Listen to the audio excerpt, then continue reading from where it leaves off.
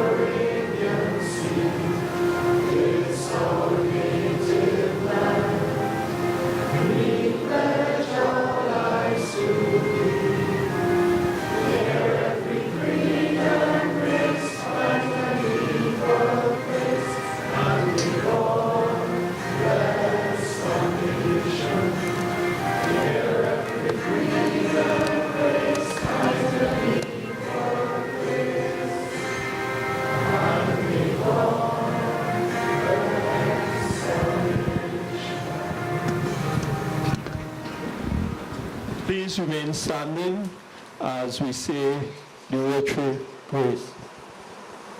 O Lord, and giver of all good, we praise thee for our daily food. May Rotary friends and Rotary ways help us to serve thee all our days. We now say the forward test. Is it truth? Is it fair to all concerned? Will it build goodwill and better friendships? Will we be beneficial to all concerned? Thank you very much. You may be seated.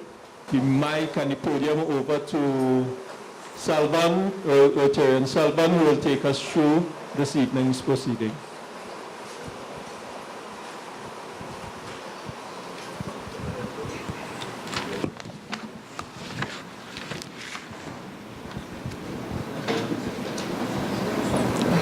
Superintendent of Police, Mr. Totaran Duki and his team, past District Governor Lara Quentrell-Thomas, past District Governor Stephen Rambo, District Secretary Andrew Rogers, Assistant Governor for the North Clubs, Mr. Rabindra Autar, President of the Rotary Club of Princestown, Debbie Rupchan, President of the Rotary Club of Central Port of Spain, Shamin Calendar, Representative of the President of the Rotary Club of San Fernando, Ms. Salima Mohammed, the Secretary at the moment, who was drafted in last minute due to President Qui's unavoidable absence. President of the Rotary Club of San Fernando South, Mr. Faraz Hussain, and President of the Rotary Club of Point Fortin, Tessa Solomon. Our special invited guest, Karen Ascarelli, past presidents and spouses, fellow Rotarians and spouses, other guests, members of the media, good evening and welcome. On behalf of the Rotary Club of Princestown, I would like to welcome each and every one of you to a joint meeting with the Rotary Clubs of Central Port of Spain, San Fernando South, and Point Fortin. This room is filled with Rotarians, and I don't know if we've ever had a joint meeting with 5 Rotary Clubs at one point in time in Canton Palace. But it's welcome all of you. And we are indeed honored to have you here this evening, especially the members of the Rotary Clubs of Central Port of Spain and Point Fortin who traveled a long way to get here.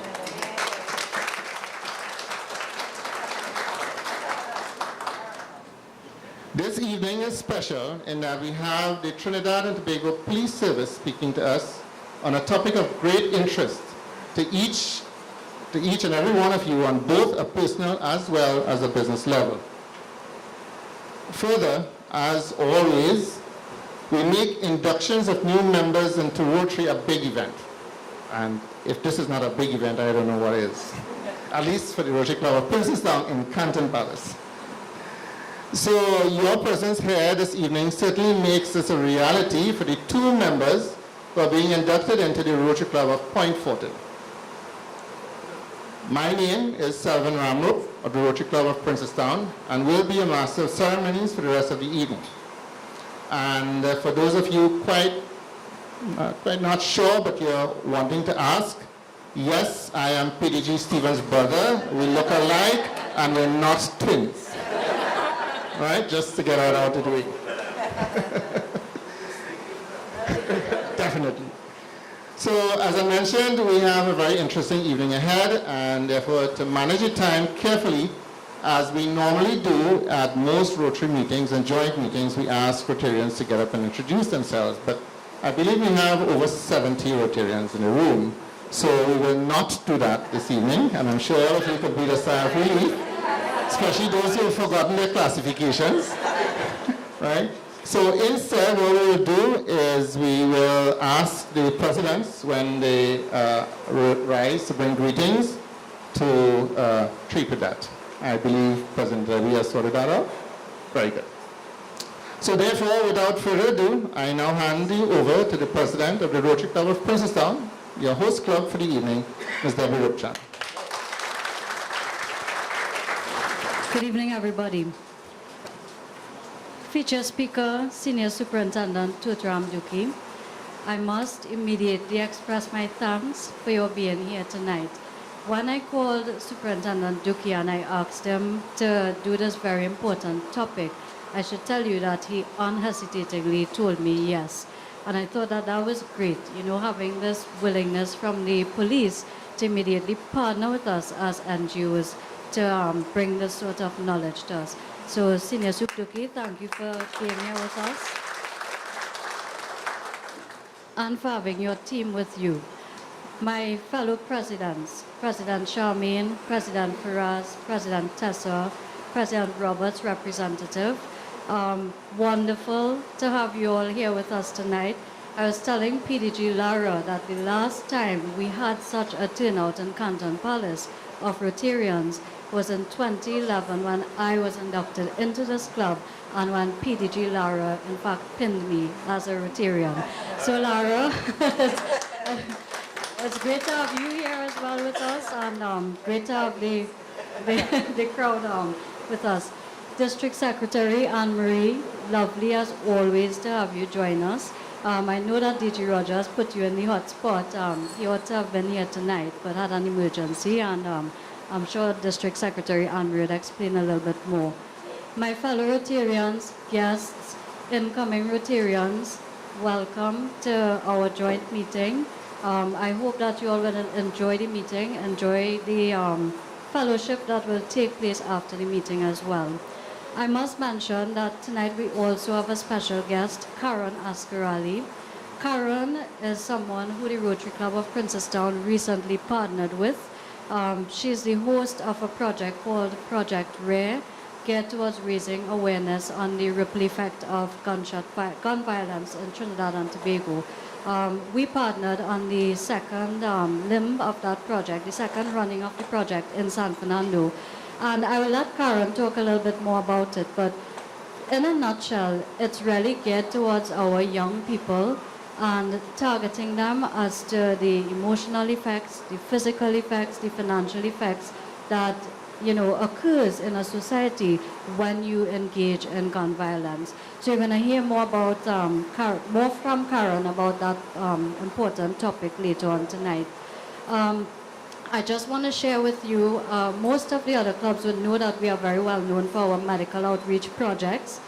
This year, Rotary Club of Princestown, we tried to change a bit of what we do. And in doing so, we did a project with cerebral palsy kits. Started off as basic distribution in terms of toiletry products, Pampers, which all these kids need.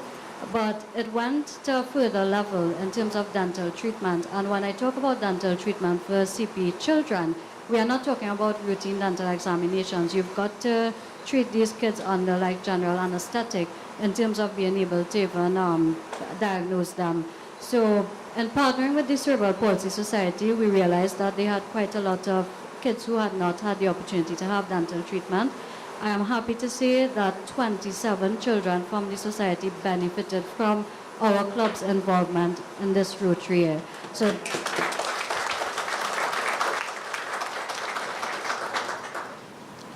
And one of the new things we did as well was to partner with an organization called Women Encouraging Women. They are located at St. Madeleine, which falls within our jurisdiction.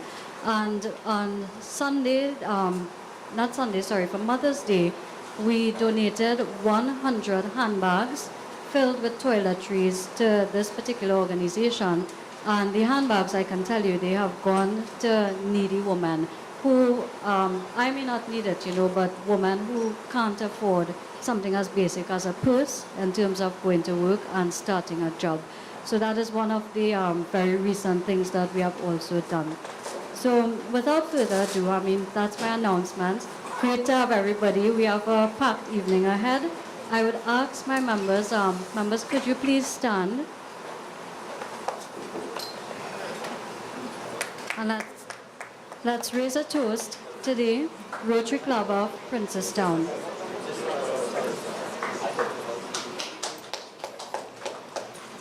And before I surrender the mic, President Robert, welcome. Thank you for being here. President Robert will tell you all about his driver's permit. Someone?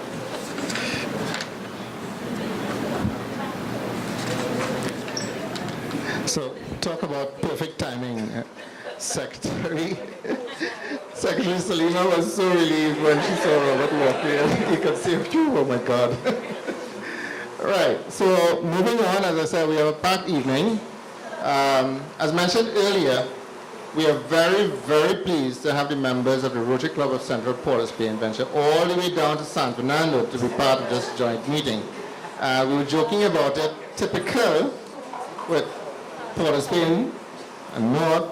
Anything past Grand Bazaar is salt. So this is deep, deep, deep salt. So we really have to be thankful for them to reach this far, right? Thank you again. So on that note, after having quite a journey to get down here, I will invite President Charmaine Callender to bring greetings. Mr. Sarge, and I must say, I do not like good evening, everyone. And we are very happy to be this side of Trinidad. Past the lighthouse. Not Grand Bazaar, the lighthouse. I know. I pause for effect. To a meeting, to a Rotary meeting. We are custom coming San Fernando. Okay, so let me acknowledge the head table. Oh God, I don't like mics. I didn't say mic color, I said mic. Debbie Ruchan, Rotary Club of Princestown, thank you for having us.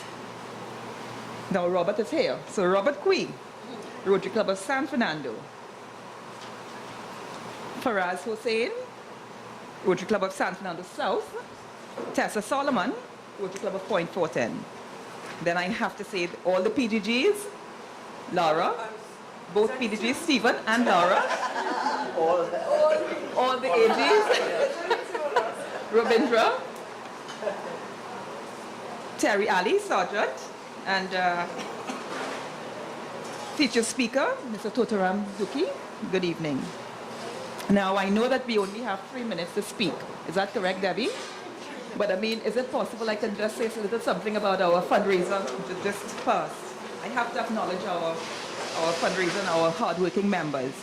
We conducted our last, yes, thank you. We conducted our last fundraiser, Rotary fundraiser, on Saturday gone. It was called Jazz Under the Stars. For those of you who missed it, you missed a treat. So I will thank all those who worked very hard. When we began organizing our annual joint fundraiser, Jazz Under the Stars, we were concerned about the date, hoping not to clash with other big events, as this is the usual jazz season.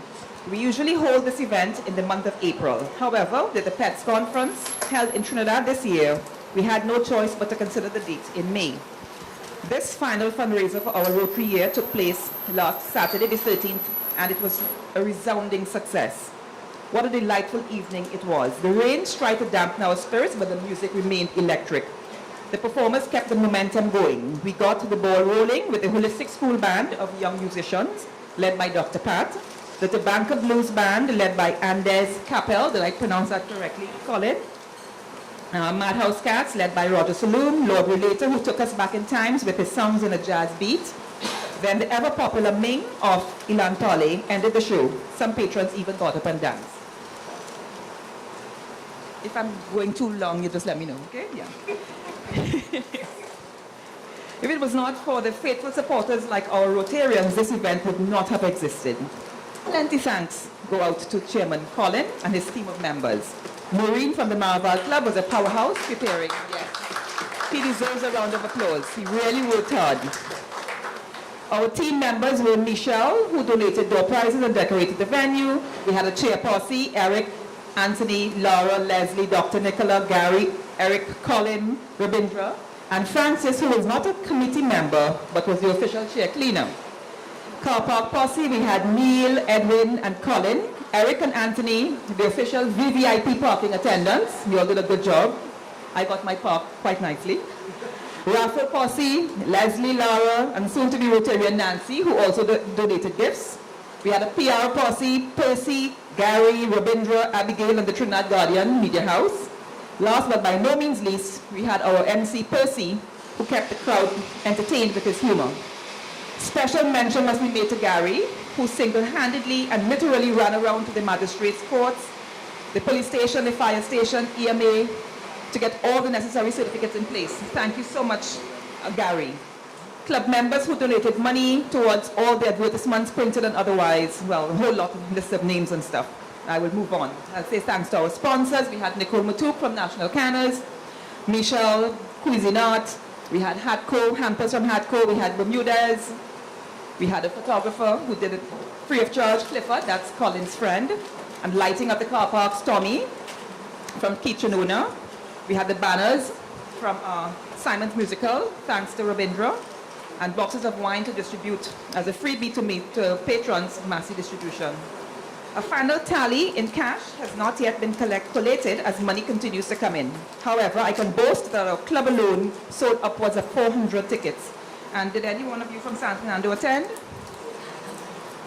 So you all did not support us. And I know that you knew about it. Deep in Santa Cruz. So I will end. Someone once said that whatever we possess becomes of double value when we share it with others. And this has been evident within our club this Rotary year. And with this momentum, we'll continue into the new year. Thank you. That's my report. Do I have time? Do I have any extra time? Okay, so that's it. Okay, I'm so sorry. I'm sorry for all the visiting Rotarians in our club, etc., but I will now raise a toast to our club, Rotary Club of Central Port is Plain. Please stand.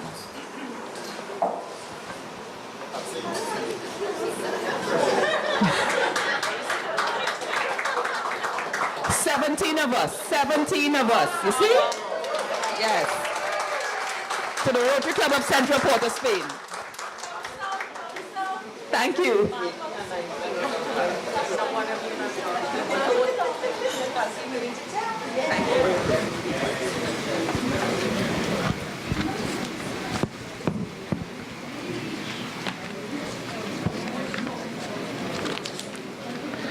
Thank you, President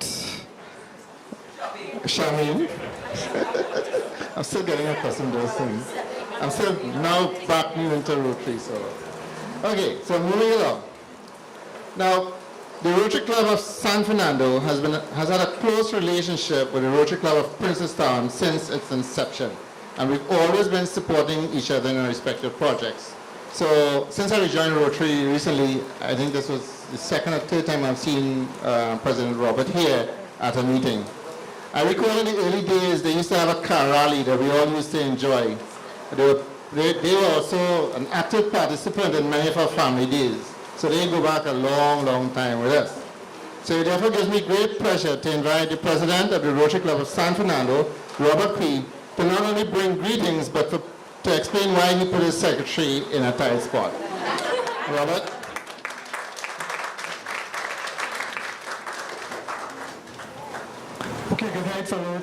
Rotarians. I did give President Debbie scare Leon because I thought I'd lost my driver's permit. And I gave myself a scare. And I also saw Secretary Salima panicking a bit, but I'm here. So, great. So, welcome to all the North Clubs who usually don't cross the Caroni Bridge, as Selvan said. And our featured speaker, Senior Superintendent of Police, Totaram Duki, welcome. Past District Governor Lara Quentin Thomas, welcome to South once more. Lara is a frequent visitor of South, so she's no stranger to South. PDG Stephen Rambo, District Treasury Secretary Anne-Marie Rogers, my good partner in Rotary. Assistant Governor for the North Clubs, Rabindra, President Debbie, President Shamin Calendar, President Faraz Hussain. Faraz, you have the tequila for me? Right here. So Faraz found the tequila with my name on it, so he decided to buy a bottle of tequila for me. Thank you, Faraz. And President of the Rotary Club of Point Forte, Tessa. So, we are all hyped up as we had a great district conference, and all those organizers, all the people who partake in the planning process, fantastic job. As Rotarian Selvan said, we have had a long relationship. And I remember the first district conference we went to Selvan in Grenada.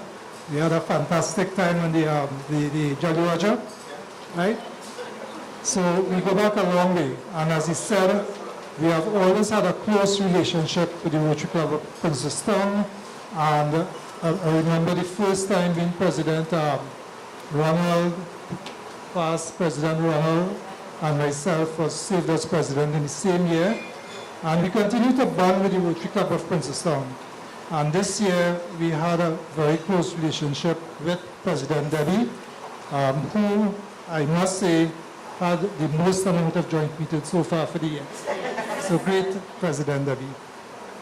So, I would like to make mention of our last and final fundraiser in my year, our retro party.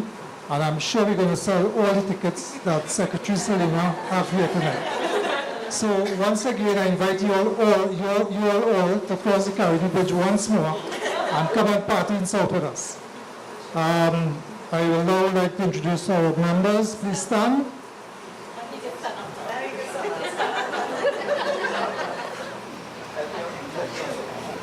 Great, so will you please introduce yourselves so the other Rotarians, especially Northerners?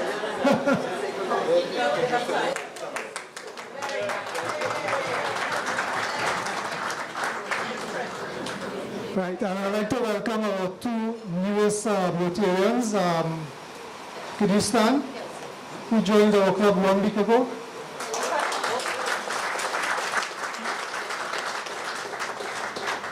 Right, so I think my time is up, so I'd like to raise a toast to the Rotary Club of San Fernando.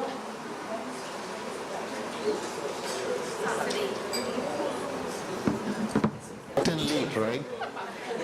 Sergeant can deal with him at some point in time. Okay, so like the Rotary Club of San Fernando, the Rotary Club of San Fernando South has always maintained a close relationship with the Rotary Club of Princeton. We have close relationships with everybody. So now we have a closer relationship with the Rotary Club of Central Port Spain, right? So in fact, the many medical clinics that we have or have had over the years were jointly conducted with the doctors of the Rotary Club of San Fernando South from the very, very early ones.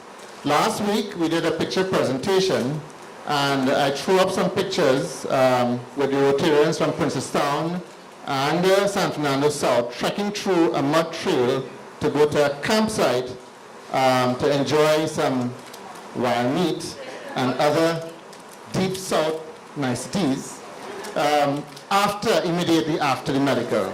So those are some really great times that we had. So we do go back a long time. We've shared great fellowship. So we're pleased again to have them at our joint meeting. And to this end, I would invite President Faraz Hussain to bring greetings. Thank you, Rotarian Selvon. Welcome back to Rotary.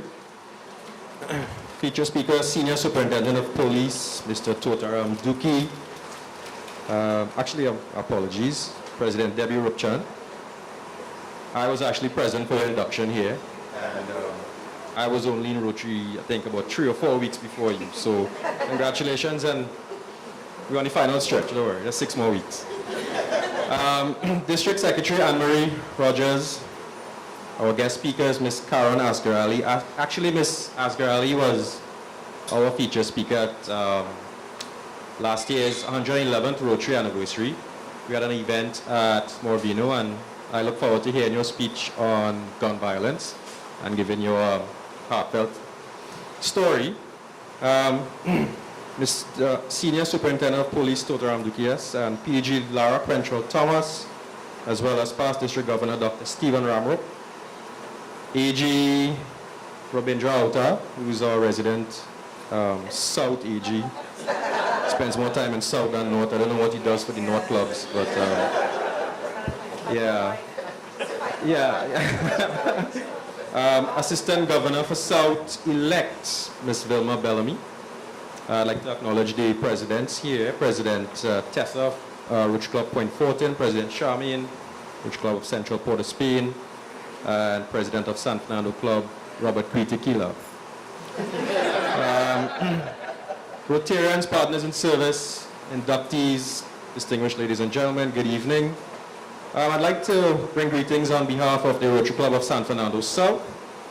And in our club, we have a sub-club that meets on a Wednesday known as the Old Farts Association of San Fernando. I would like to personally thank them for being here this evening. They have sacrificed their Wednesday evening meeting to be with you all. So please buy them a drink of some sort later. Thank you, President Debbie, for having us at your very impressive meeting. I'd like to also say the topic of discussion this evening on fraud is something I believe a lot of Rotarians are familiar with. Some of our projects. I would stop there.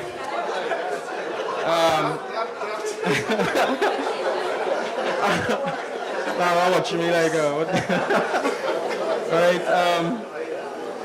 So those of you who are not from San Fernando, please enjoy the evening's hospitality, the southern hospitality, enjoy the fellowship. And I'd like all members of the Rotary Club of San Fernando South to please stand. My goodness. Central Port of Spain put us to shit. Nah. Right, a toast from Rotary Club of San Fernando South. And before I go, thank you. Before I go, I just want to thank all members and guests here who participated and supported our barbecue last week, Saturday. And we look forward to your attendance and participation at our golf next Sunday. So thank you very much. Enjoy the meeting.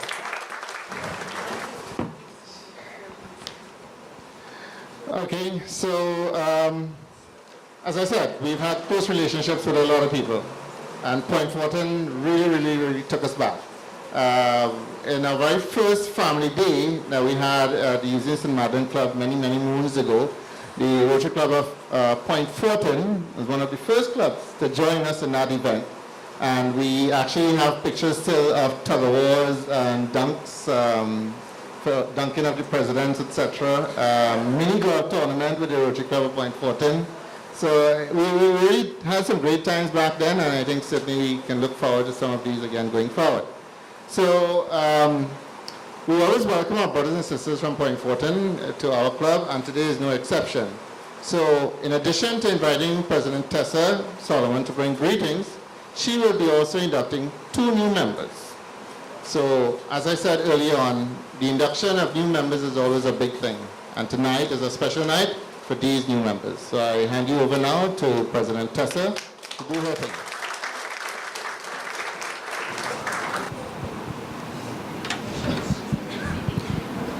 Good night, everyone. All protocols observed. Ladies and gentlemen, it is my pleasure to bring greetings to you on behalf of the Rotary Club of Point Fortin. As many of our Rotarians may already be aware, Rotary International is the largest service club in the world, and it aims to provide humanitarian services, encourage high ethical standards in all vocations, and help build goodwill in the world. Some of the activities we have engaged in recently include sponsoring of wheelchairs to needy families, hosted ongoing medical booth for the diagnosis and treatment of various illnesses for local residents, distribution of hampers to families in need through the Cedras Charity Foundation, sponsored a free dental clinic for Point Fortin residents, held a free health fair for the public in January of this year, and we are currently implementing a water and sanitation hygiene program in our primary schools. Our core values, as we all know, are fellowship, integrity, diversity, service, and leadership. And tonight I would like to touch briefly on one of these values, one that we as Rotarians feel capture who we are and what we do in our everyday lives. That core value is integrity. In ethics, integrity is regarded by many people as the honesty and truthfulness or accuracy of one's actions. Integrity is the inner sense of wholeness, deriving from qualities such as honesty and consistency of character. There have been many prominent leaders who have risen to great heights, only to fall because they have acted in their self-interest alone. Some people assume that power gives them a kind of immunity to behave in a certain way without considering the impact of their action. Naturally, it takes years to build a trust that can be destroyed in under a minute. As Rotarians, we must ensure that we as individuals and as clubs always do the right thing wherever we are and everything we do, and measure our decisions against our four-way test. Thank you. I would like to invite all the members from the Rotary Club of Point Fortin to stand and join me in a toast to the Rotary Club. There are a few of us.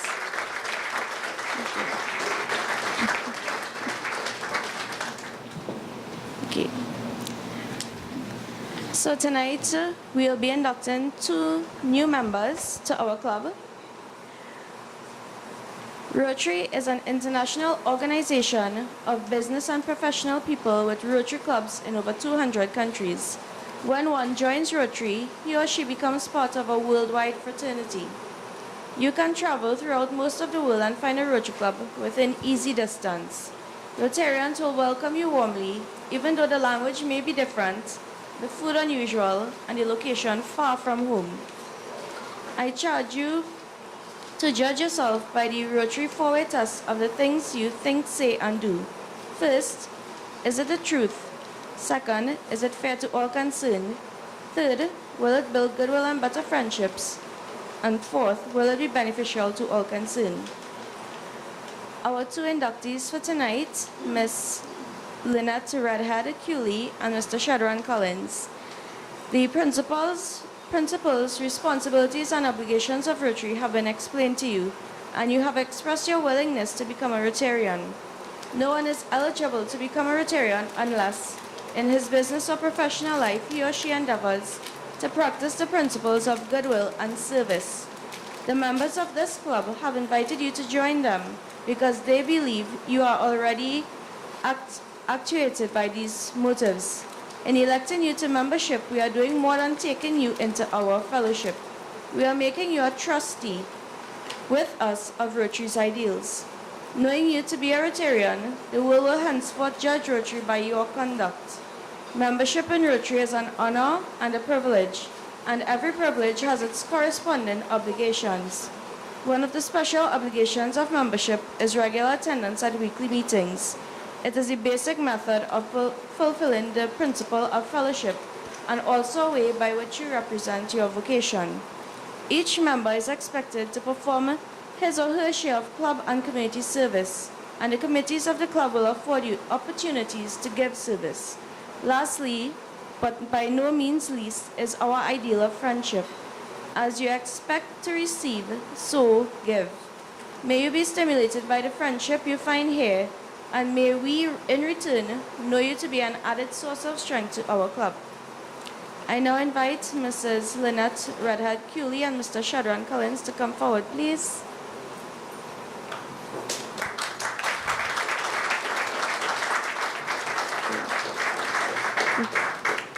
Past President Patsy, can you join us in sharing a brief history of Miss Redhead Cooley, please? You can stand off to the side.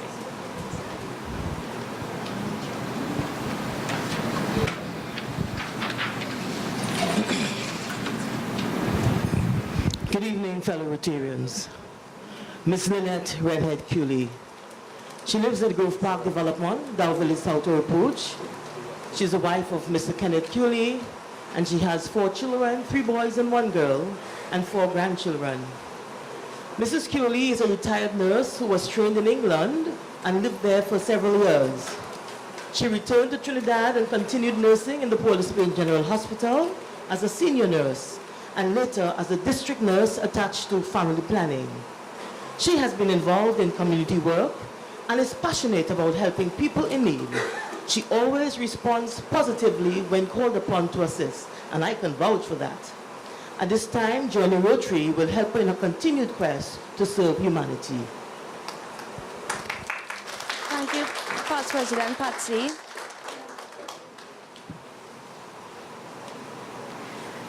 Mr. Shadran Collins.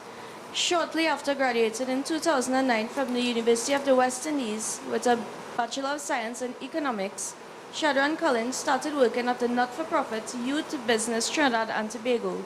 He quickly rose through the ranks, finally taking the leadership role of General Manager in 2014.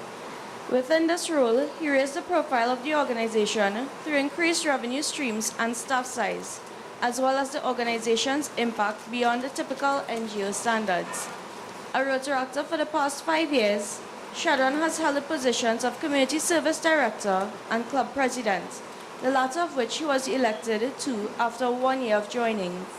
After his role as Club President, Shadran made a deliberate decision not to hold another position at the club, but rather take a supportive role in developing the club's documentation and processes, most notably his work around developing the club's financial system and reports.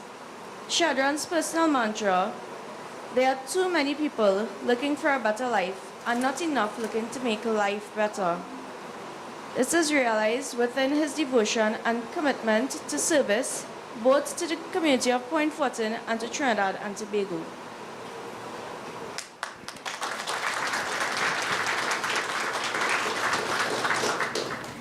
PDG Lara, can you please assist in pinning our inductees for this evening? Thank you. On behalf of everyone here and our Rotary International family, I pin you with our logo. You have to wear this at all times, in the shower, on the beach. And the Rotary wheel is a symbol of our welcome and affection. Welcome to the Rotary family.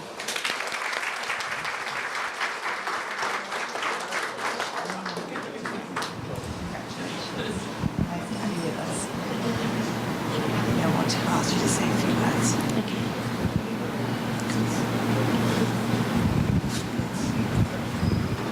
Right. I want a special... I know this is not my meeting, but as there's a microphone. I don't know how many of you know, but I also serve on the board of YBTT, and Shadran, as you heard, is the general manager of YBTT. So when I saw him here this evening, I was pleasantly surprised and amazed because I know how much work he does at youth business, and he's exactly the kind of person we need in Rotary. He is committed to young people, he's dedicated to his community and his country and his service. So I'm saying this not just by rote, but genuinely, Shadran, welcome. You are exactly the kind of young person that we need in Rotary now, and you're going to make all of us better by being here.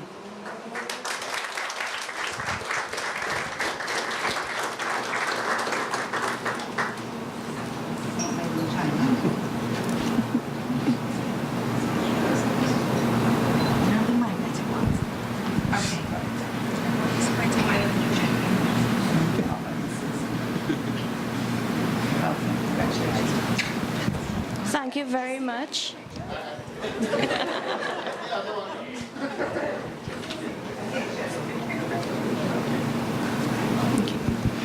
Thank you very much, PDG Lara.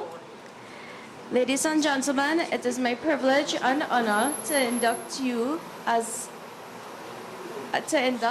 Rotarian Lynette and Rotarian Shadran as members of the Rotary Club of Point Fortin. You are now wearing the emblem of our worldwide association, white always and with pride. Fellow Rotarians, I present to you our two new Rotarians, Lynette and Shadran of the Rotary Club of Point Fortin.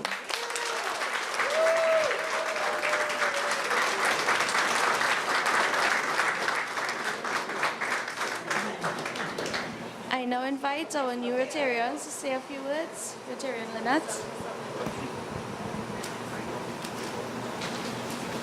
Good evening. Is it all right for me to say fellow Rotarians? Okay, I'll be very short. I am from San Fernando, and I was always a community worker. And when I went down to further down to south, it was sort of difficult for me to come back up to San Fernando to continue my work. Thanks to Miss Ransom, who kept inviting me to meetings.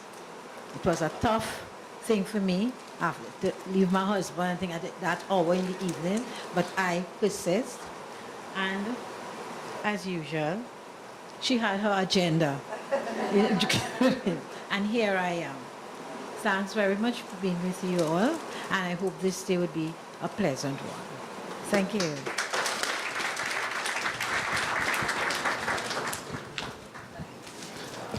I'm going to be extremely short. All right, I just want to say thank you to President Tessa, and thank you fellow Rotarians again for having me here and inducting me as well as part of the Rotary family. All right, I think my journey as a Rotaractor into Rotarian was a normal one, was on a day. Right, one of the things that I recognized when joining the Rotary Club of Point Fortin, they indicated that, you know, they need a lot of persons within the city community to give back and really push the club forward.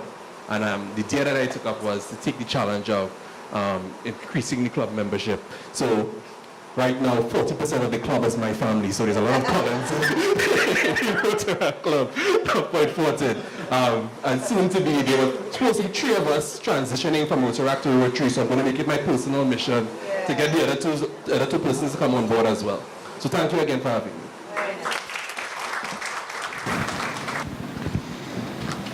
Thank you, President Tessa. It's always an exciting moment. Okay, so this evening, District Governor Roger is not here with us, but we have the distinct pleasure of having someone more beautiful, more appealing. I'm sure you will get wind of that, but nevertheless, it's always a pleasure to have District Secretary Anne-Marie Rogers here with us, and today is our great pleasure to have her bring greetings on behalf of District Governor Roger Bowles.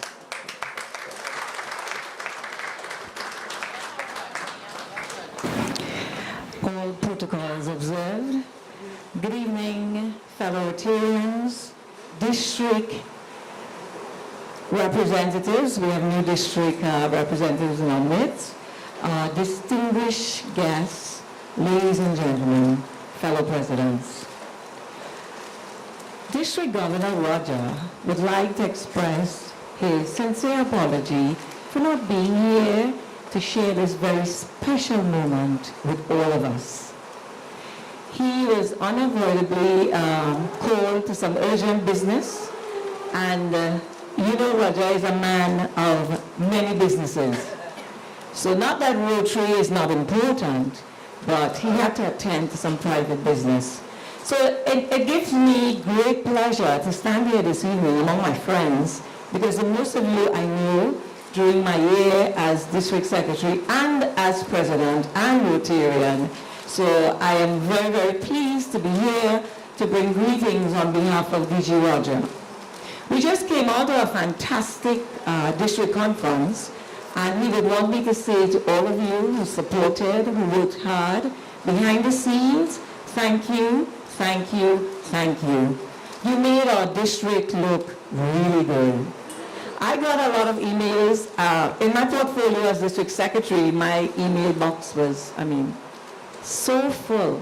I had to respond to so many mails because people had a fantastic time. Amidst the storm and the calm, we had a fantastic district conference. And for this, DJ Roger wants to say thank you, thank you, thank you. And to our new Rotarians, welcome to this beautiful world of Rotary. You will enjoy this new life. Rotary is a family, and our President, John Germ, his theme for this year is Rotary Serving Humanity. Sitting here, you heard all the presidents talk about their projects. That is the service that we do for humanity. Ladies and gentlemen, good evening and thank you. Honorary Rogers.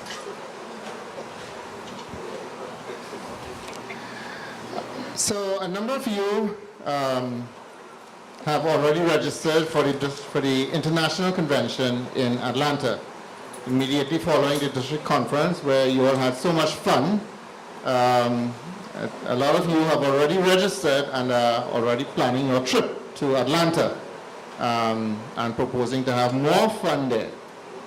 However, in addition to the Rotarians who have been going year after year after year, this year some new Rotarians are going. So to give us some insights into the International Convention, PDG Stephen Ramroth is invited to present some of these insights. PDG Stephen. Right, thank you. Thank you very much. I'm not going to be long because most of you all can go on the website and pick up what is happening at the conference. But I think why I've been asked to say a few words is because, let me see by a show of hands, all those in the room who are going to the conference. Convention, yeah? Okay, right. And let me see by a show of hands, all those persons who have been to an international convention before. All right, so my thing is, for you guys to get a good understanding of what's going to happen at the convention, is that whilst you're having a dinner, you could speak to some of those persons who went to the convention, so that'll cut some of my work. But what I would like to tell you is that in Atlanta, it's going to be really a lot of people. In Seoul last year, we had about 30,000 people. In Atlanta, they're going to have quite a lot of people. And one of the things you will find as Rotarians who have never been to the convention is that you're going to get tired very quickly in terms of how many things are going on. You're going to see a lot of people walking in all directions, and you're going to say, my God, I wonder where are they going? You might find yourself being lost to see what you have to do. There are quite a lot of programs that you're asking yourself, should I go to that? Should I go to this one? Do I have to pay 25 US? What do I have to go and do? If I go there, will I see my friends? Will I be lost in a big hall and I can't hear the podium? Or am I going to be looking at screens? In this conference, trust me, you're going to be looking at a lot of screens. If you got into the first plenary or the second plenary, if you were lucky enough to register early and get into it, right, what you will find is that when you go, a lot of the larger countries, especially the Japanese and the Indians from India, they actually go very early. And I don't know how they get in, but they rush to get in, and then they secure these rows of seats in very strategic positions. All those of you all who have been there before know, so that when you get in after your lineman, your West Indian line, and you come in and you lahi and you go in and you realize that, hey, you have to go way in the back because all the Japanese is taking some of the nice seats in front. Clearly, you will understand that some of the big plenaries, at least the first 25 to 30 rows in front of the stage, you're not even going to get close there. You're going to get people who are going to be blocking you. Unless, of course, you're a VVIP like PDG Lara or somebody who will be able to go in front and sit a little closer. But yes, you will meet some of your PDGs, you will meet some of your RI presidents, they're going to be all around, so it's going to be quite nice. You're going to get a lot of things in the House of Friendship. Sometimes I think they're going to be estimating quite a lot of booths there. We have a booth there, the Caribbean Partnership. I've sent around some correspondence to you all. If you guys want to come and at least have something to do whilst you're walking around buying your pins and looking at all your scarves and all the beautiful Rotary insignias, etc., you might want to just stop in those booths, right, and have fun with us because we are asking all Rotarians who are going up for the Caribbean Partnership to walk with some rum cakes if you can. If you can get some rum cakes, because we can't actually have rum in the boot, and it's a Caribbean boot, and we of course would need to have some rum in the boot. So if you have some little vials of rum that you can bring in, please be very, very discreet when you bring it so that we can have it at the Caribbean Partnership. But more important in the partnership boot is we want you to bring some posters of some of the projects that your clubs want some help with from the clubs in the southern United States. Do I need to repeat that? No. So what you can do is you can log on to the Facebook page, just like Caribbean Partnership Conference, and there's a Facebook page there, and you can actually load on your posters if you want some help with the VOSH project or any project that you have that you want some help with. You can send it up or post it up, and the Rotarians from the other southern United States clubs in our zones 33 and 34 will take a look at it, and then they'll probably engage you. What we are asking you to do is to walk with your business cards, and when you go to the booths, you'll have these little boxes or little kits where you can drop your business cards. And so far we have gotten some very nice gifts to give you, or to persons who are entitled to, once we're going to pick every day one of the business cards from it. Now, you also have some functions that are what we call like these Rotary action groups, right? And they have a lot of meetings. For example, I'm in a disaster network action group. I'm also in the International Scout action group, and the International Fellowship of Doctors action group, and of course the Caribbean Partnership. Now all of these, I have about 4, they have these breakout meetings that they have, so that these groups actually meet, so that if you are joining them, you can actually go and join the Fellowship of Doctors, the Fellowship of International Scouts, you can join the Disaster Network of Rotarians, right? So that all of these are other activities that are going on. Of course, I think there's still some tickets for the parade, for the party. There's 2 parties. There's going to be, the first one is already booked up. The second one, there are some tickets still available. So if you go right now and you pay within the next few days, you'll still have some tickets for the second party. There are some pre-convention meetings, for example, you see President-elect's luncheon. Now, the best thing to do with that is if you all want to go to those, fine, it's lovely, it's a good experience to go, but you should all try to go as a group, so that when you sit down there, you'll have, it's good to have fellowship with other people, but you'll find in these large conferences, unless it's somebody like me who wants to talk to everybody and just go and put myself all over the place, some people are not like that. So you might find is if you go to the groups and you're talking amongst yourself, then you will be able to stimulate conversation with other persons. The key to the convention is to develop as much networks as possible. You will have people walking around who are doctors, lawyers, nurses, people who are professionals, past presidents of Rotary Clubs, people who have big estates, and people who can help your clubs in Trinidad and Tobago and the rest of the Caribbean. So, network. All right? Now, don't get worried with the people. The House of Friendship is going to be very, very busy. Right? Try to pace yourselves out, and the best thing to do really is to have a little group. So if you are now creating the WhatsApp group of all the persons who are going, I am suggesting that you network and try to hook up at these venues. You'll find the food courts are very extensive, and there are so much different types of food that will be presented, so that you can get lost in the food court and you can stay in the food court alone for the whole convention. You might be able to stay in the House of Friendship alone for the whole convention, because it's so very diverse, and there have been a lot of clubs that are representing stuff in the convention.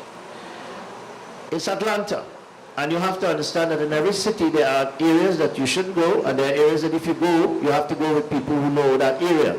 So, like every city, you have to be very careful about how you're walking down the streets. Again, it's safer in numbers, right? And like every other city in the world, you have to be careful with your valuables, right?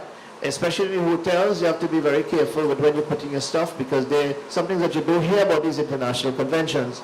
You have to be very careful about stolen items from your rooms, etc. So again, use your safes in your hotels, be very careful with your documents, and when you come into the conference, remember, within the conference, you are going to be there's going to be a lot of security to get into the conference.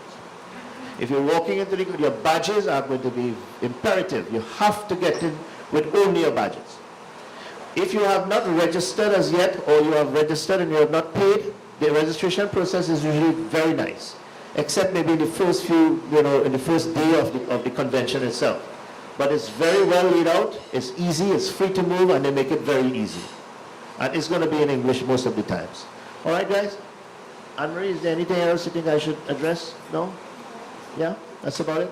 It's going to be fun, but the key to all of this, Laura, you want to add anything? No? All right. If there's the most important thing in the conference, enjoy these large, massive conferences, right, is don't be alone. Try to get some of your partners, either from your Rotary Club or from other clubs. I'm telling you, it's important. If you go there, you might actually go in rooms where you don't see your friends or people for a whole day. It's because there's so many people, right? So you need to have, because if you want to enjoy it, especially if you're going alone, or just as a couple, it's important that you try to meet some of your Rotarians and hook up before you meet. All right? Thank you very much. Right. So we at a very interesting time, a very nice time, a time for dinner. I know it's already 8:15, and we're getting close to that time where the stomachs are beginning to tell us, hey, we need food. So that moment is here, and before we get to that point, I think the restaurant is getting themselves organized. I would like for all of us to please stand, and I would like to invite PDG Lara to move a toast to the Republic of Trinidad and Tobago. Fellow Rotarians and guests, please raise your glasses in a toast to the Republic of Trinidad and Tobago. Thank you all. You can have your seats, and we will advise you, Sergeant, with respect to dinner. Yeah, hand you over to Sergeant for dinner. Thank you. We'll start. Dinner is buffet style, but I'll direct the tables, please. We'll start with the head table. Man with a gun standing on the right side of the vehicle. He fired shots at her as she sat in the passenger seat of a friend's car. Bloodied and in shock, she was rushed to the San Fernando General Hospital, where she learned of the extent of her injuries. Where I got this, right? Express 2014, September 12th. She was shot in her face, upper chest, and right shoulder. It was any wonder she survived the attack. She had lost a lot of blood, and the impact left her tongue and lower jaw detached. She also suffered cuts to her face as a result of shrapnel from the bullet and glass. When the Trinidad Express visited her a year after the attack, she had already had 5 major surgeries and was in the throes of post-traumatic stress disorder, PTSD. Because of the injuries she suffered to her tongue and jaw, even speaking for lengthy periods of time was tiresome. Simple random things like waiting at a traffic light, sitting in a car, or seeing a strange person approaching would trigger violent flashbacks. At first, her family thought the incident would have been the end of her. They couldn't envision her moving forward, but with her life in the years that followed. She proved them wrong and surprised them in the process. While in recovery, she spent many days reading her Bible and writing. She wrote her first book, From Lion to Lamb, a spiritual journey. The response of the book has received has been overwhelming. She told the Trinidad Express, "Sometimes I take my own strength for granted, but when I meet people who are going through different traumas, such as the loss of a loved one, a cancer diagnosis, or the loss of a job even, and they tell me that they were able to relate to my feelings and get inspiration from my book, it feels good." I hope I'm not taking anything away from what you have to say. She founded RARE, R-A-R-E, which is the acronym for Raising Awareness on the Ripple Effect of Gun Violence. She has also written 2 follow-up inspirational books, a prayer book with corresponding scriptures, and a 3rd book which she hopes to get into the hands of teachers and students. The Rotary Club of Princestown was fortunate to partner with Project RARE on the 7th of May, a few weeks ago, at its first session in San Fernando. This evening, we have the honor of having with us none other than Karen Ascarelli, the survivor of this attack and author of these books, whose courage, sheer will, and determination made her an outstanding role model for many victims. I now invite her to tell us about Project Ray. Karen? Good evening, everyone. And I'd like to thank, first of all, I'll thank Mr. Ramu for introducing me. I didn't expect all of that detail. And then I'd really like to express my profound appreciation to Miss Debbie Rupchan and the Rotary Club of Princestown for seeing this one individual and agreeing or actually accepting my invitation to partner with me in this fight. I don't want to use the word fight again. I have to be so careful with my language now. But in this effort to promote peace and non-violence. And when I asked them, when I invited them, they were very eager and very willingly they accepted to be a part of this Project Rare that I've started on. So I'd like to tell you a little bit about Project Rare. And it started off as an acronym, but somehow I'm seeing that it might just turn into the name RARE. So it's raising awareness on the ripple effect of gun violence, which is very important because so many people, you hear about an incident of violence, particularly gun violence, and you immediately feel something. You feel some kind of empathy. Somewhere you might feel, oh gosh, it could have been me. But you don't stop to think about what happens after.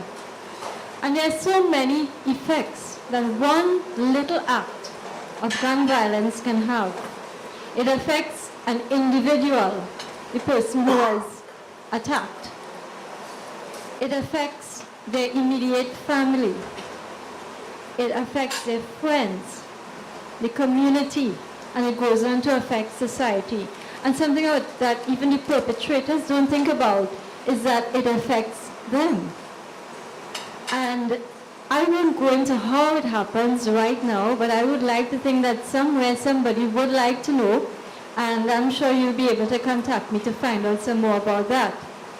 But to go back to Project Rare, it's raising awareness on this ripple effect of gun violence, but it goes deeper than that because back in 2014, Dr. Randy Sipasad, who is a criminologist and he's also the coordinator at the criminology unit at UWI, he mentioned that crime prevention, any method that we use for crime prevention, is the only thing is one of the things that will bring meaningful change in dealing with crime and violence.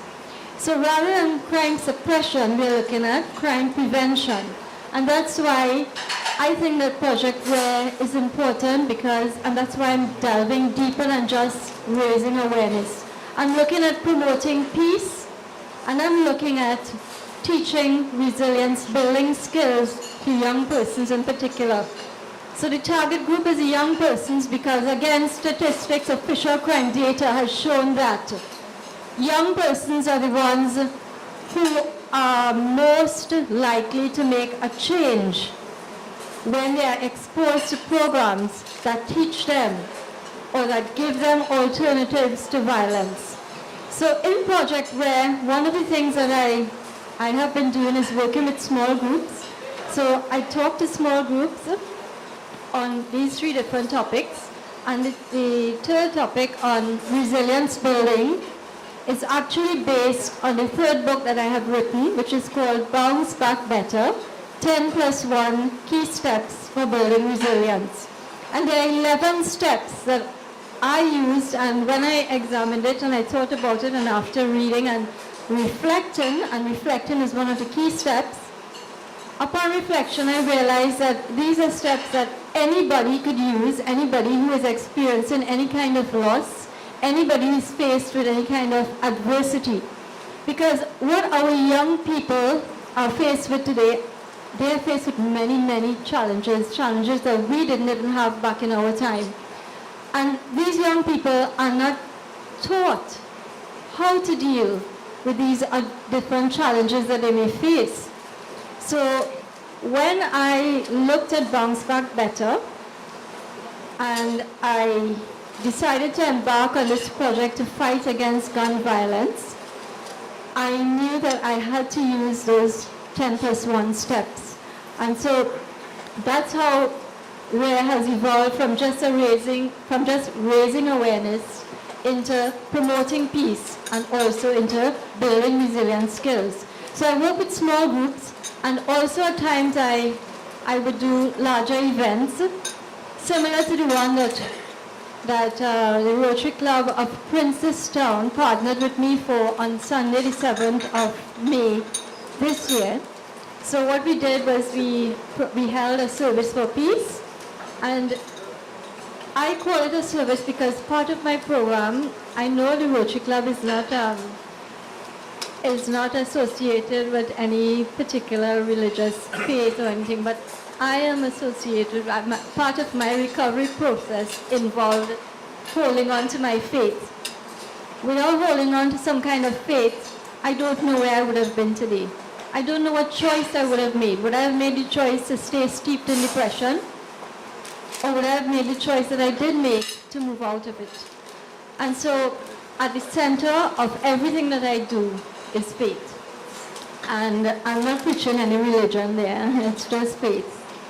And so at the service, what the format the service would take is not a typical service. We would have prayer, yes, and I read scripture that is relevant to each different theme of gun violence.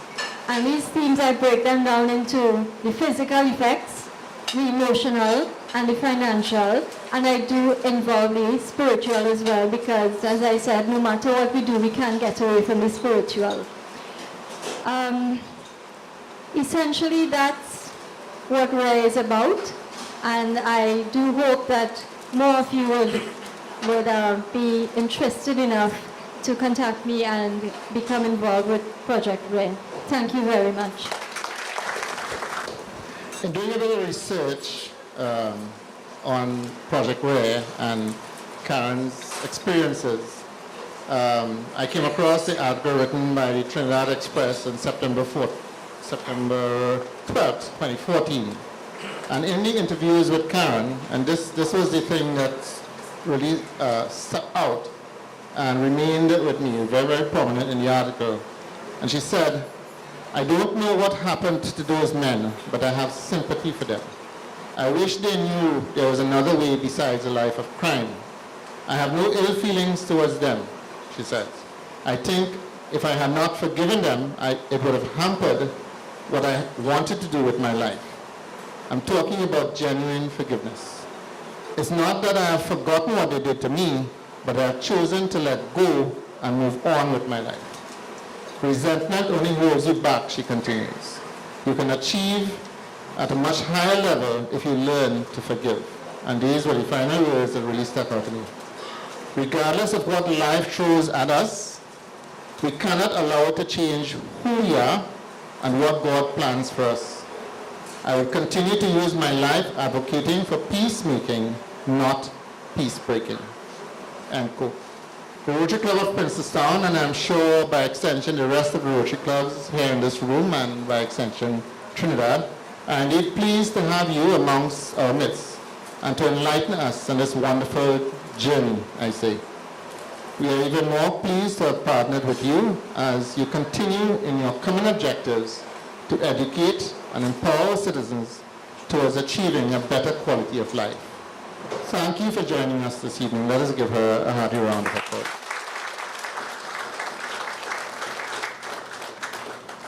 So, moving on to our next big event. Within recent times, fellow Rotarians, there appears to have been increasing incidents of various forms of fraud in Trinidad and Tobago.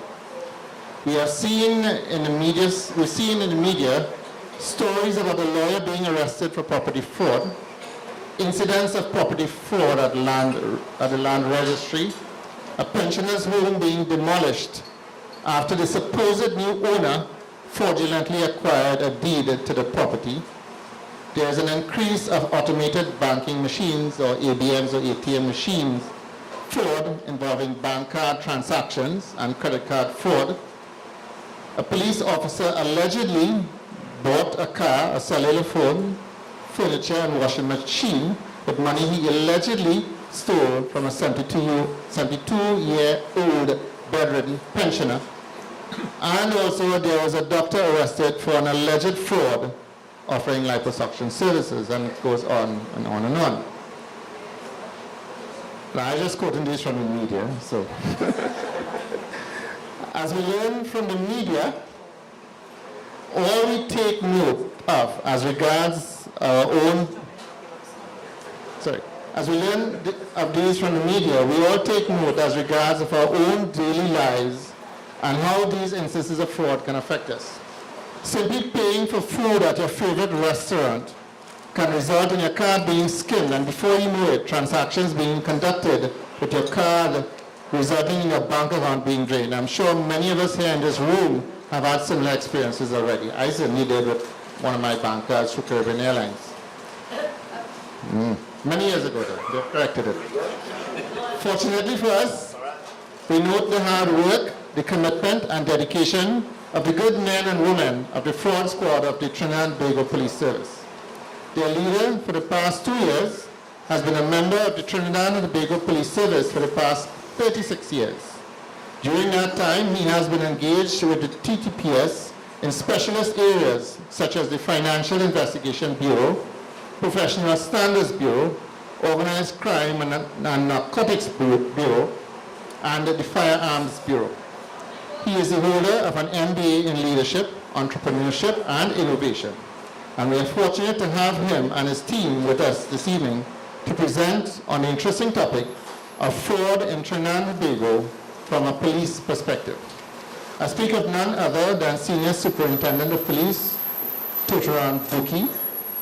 He is also accompanied by Assistant Superintendent in charge of Investigations, Kent Gisiawan, and Legal Officer, Vinal Bassarat. Fellow Rotarians, let us put our hands together and welcome our featured speaker for this function, Senior Superintendent Totaran Buki. President Debbie Ramrup, all other presidents, my apologies. All presidents at the head table seems to be safer. Members of the Rotary family, I say good night, namaste, salaam alaikum. I bring you greetings from the Acting Commissioner of Police, Mr. Stephen Williams, and it is our pleasure to be here.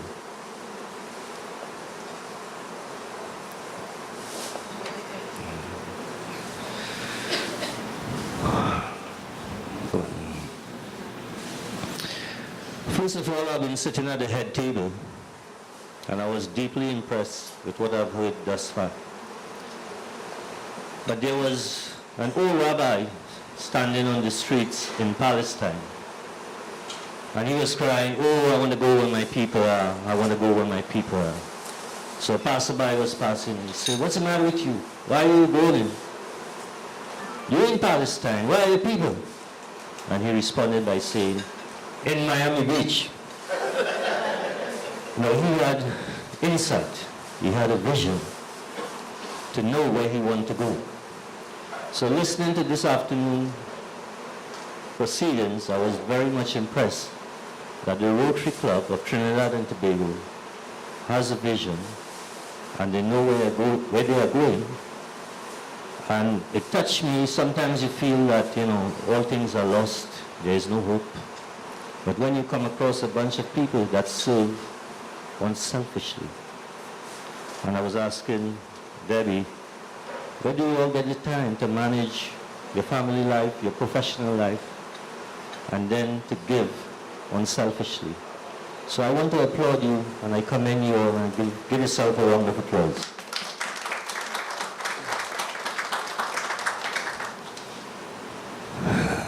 The words of Franklin D. Roosevelt: "A man who has never gone to school may steal from a freight car, but if he has a university education, he may steal the entire railroad."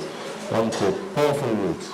And what that tells you is the people involved in white-collar crime, money laundering, financial crime, terrorist financing, are people who are placed in position of trust, people in authority. What I intend to do this afternoon, I'll quickly give you an overview of what the fraud office is all about, an idea of what we do at the fraud. I'll go into briefly some of our successes for 2016-17, and then I will go into what is trending and touch a little on some risk mitigation. Right. This photograph, this fraud office goes back to 1965. This is the first unit that was created.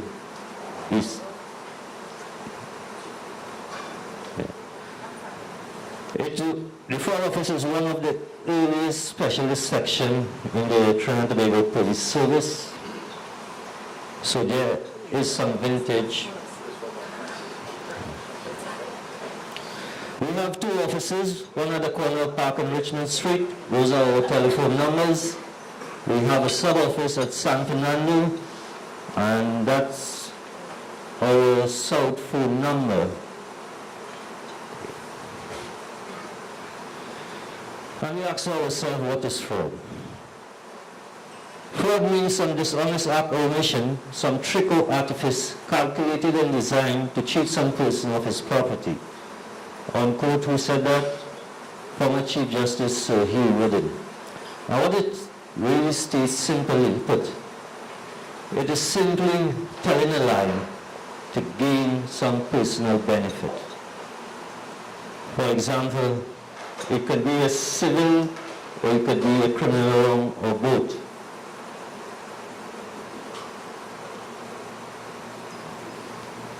That's our vision. However, my vision is that the office to be analogous to what the serious fraud office is in England, that they focus more on syndicates, organized fraud groups. Right now we deal with every report of fraud in the entire Republic of Trinidad and Tobago. These are some of our legislative tools that guides us, a few. Proceeds of Crime Act, Mutual Legal Assistance Treaty, Computer Misuse, Prevention of Corruption, Intercept of Communication Act, etc. Our human resource, we are grossly depleted. We operate at a lower rank with a shortage of 51%, and this caused tremendous strain and progress with our investigation. This is some of our statistics. 2015 we had 1,231. 2015. In 2016 we have 1,666, a 35% increase.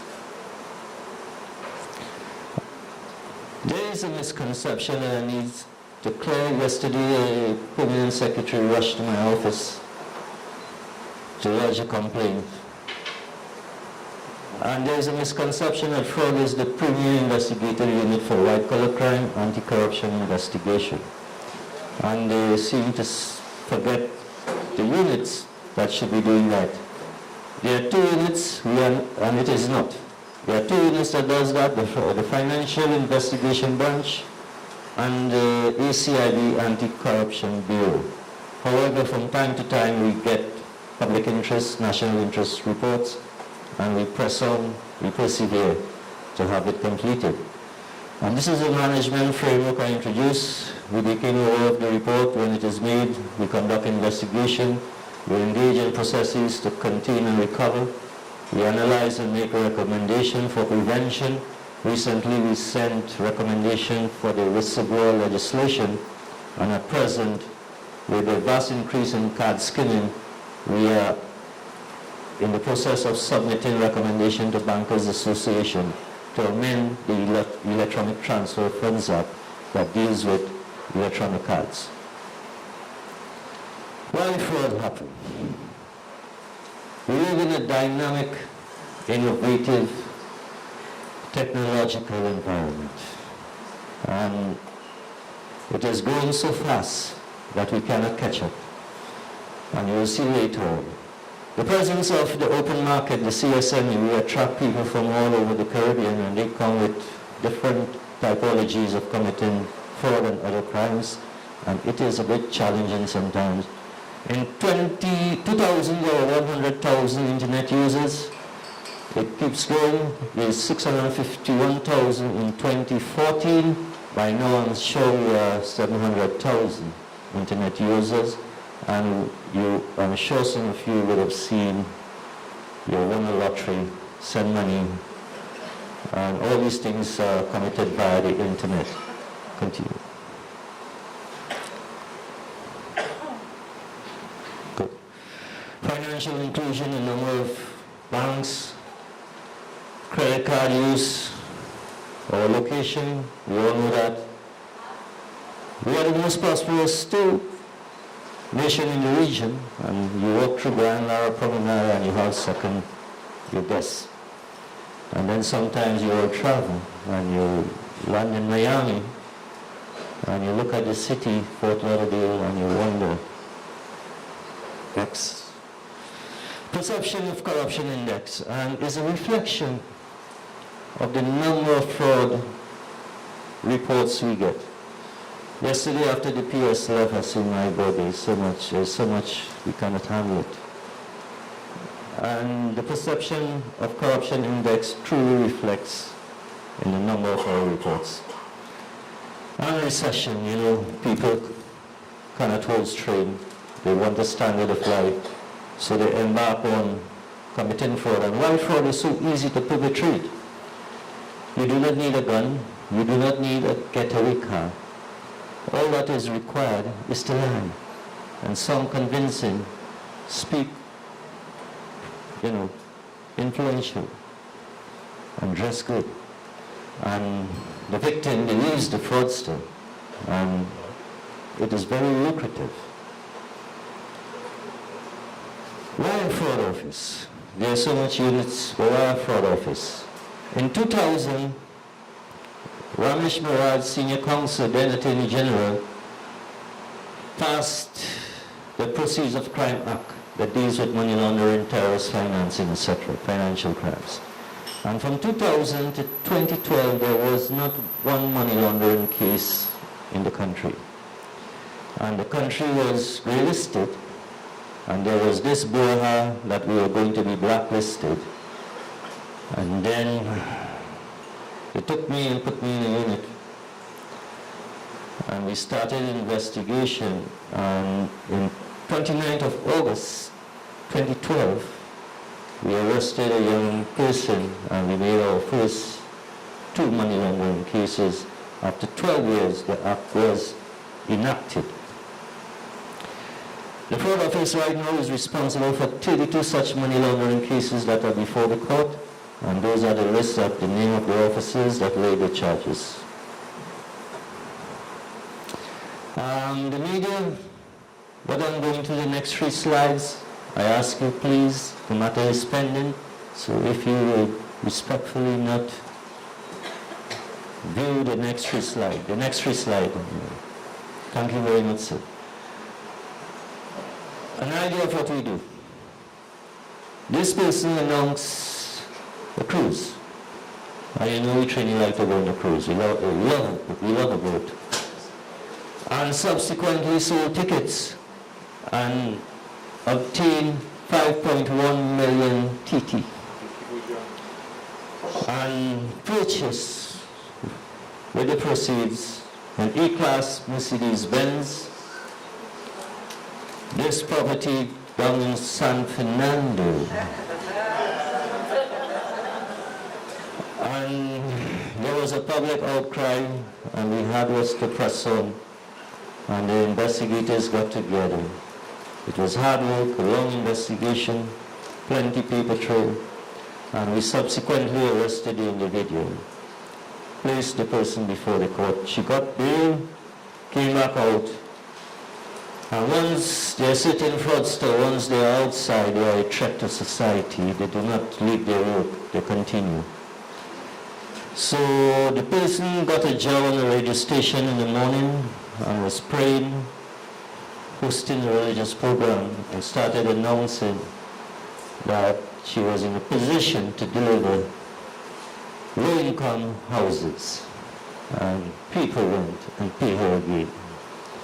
She also announced an East Indian concert, Asha Bhosle, and people went and purchased tickets. Tickets were as high as 2,500 per ticket. So we had to move with haste, and again hard work, we arrested her. And we took her into custody, objected to her bail. She said she was mad. We took her to St. Anne's. The psychiatrist said, no, she is of sound mind, so she is in prison, and we are embarking on moving forward with the trial. So that's an idea of what we do. However, I must say, an investigation like that results in multiple charges, sometimes 200, and then the officer has to sit down and put 200 case files together. And with the new criminal procedure rules that is coming upon us, it is extremely challenging. In that matter, we collaborated with Homeland Security. We also collaborate with the Financial Intelligence Unit, the Office of the Director of Public Prosecution, Bankers Association, all financial institutions, Register General, licensing, all law enforcement, customs and immigration.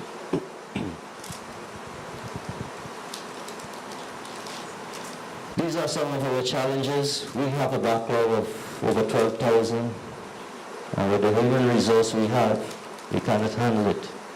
It is actually impossible to deal with. So you'll hear people complaining why the investigation is taking so long. That is why we cannot handle it. Reluctance of victim and other witness to cooperate. Delay in obtaining evidence from state organization. I'll give you an example, true example. You look at Criminal Minds and you see this lady with the glasses, and she networked with the hospital records all over. And in a few seconds she could zoom in. We don't have that facility. We still have to fill out a form, drive in the traffic, go to licensing, and next week go back and hope to get it. Register General, same thing. Election and boundaries, same thing. And it's tiresome. Perfect example of such delay, last year in South, we arrested 2 members of the licensing department.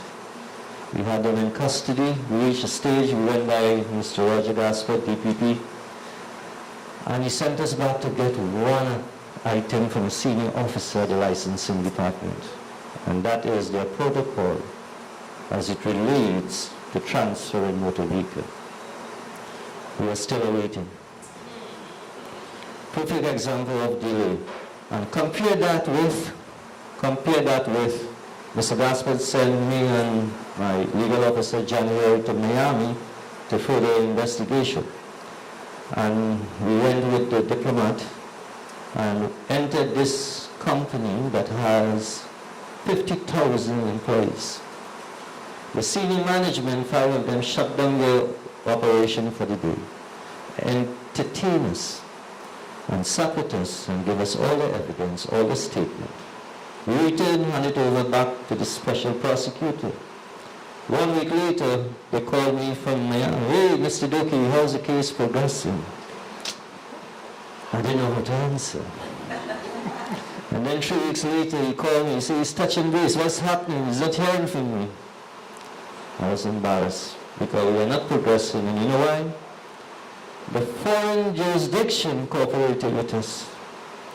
And there are 2 media houses down here who has to give us a statement that is simply saying that X advertised with us for a period, paid the sum of so and so.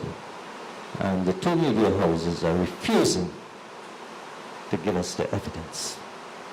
And that is our challenge. inadequate human resource.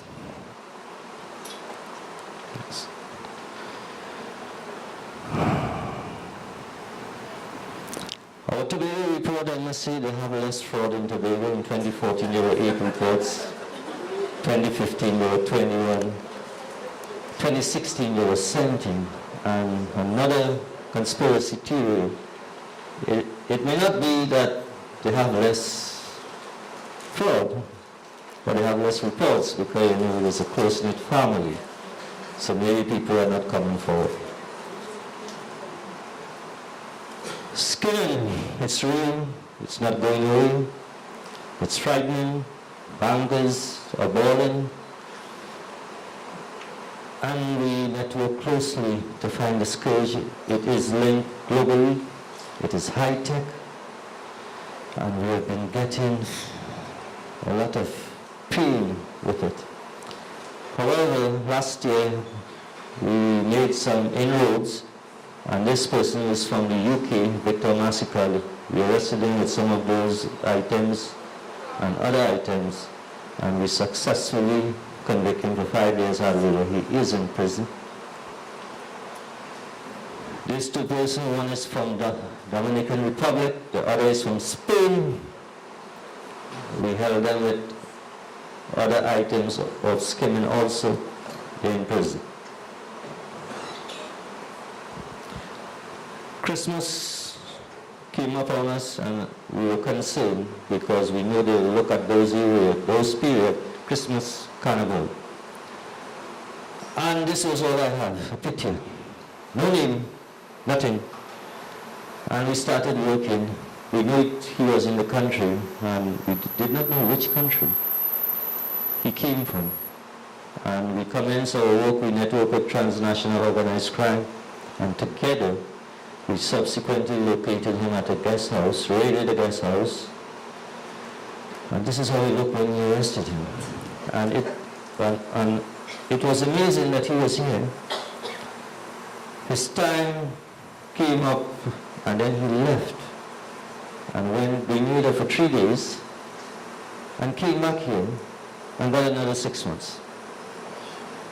And while he got that other 6 months, he was killing and stealing people's money and wire transferring it back to other jurisdiction. And these are some of the items, skimmers.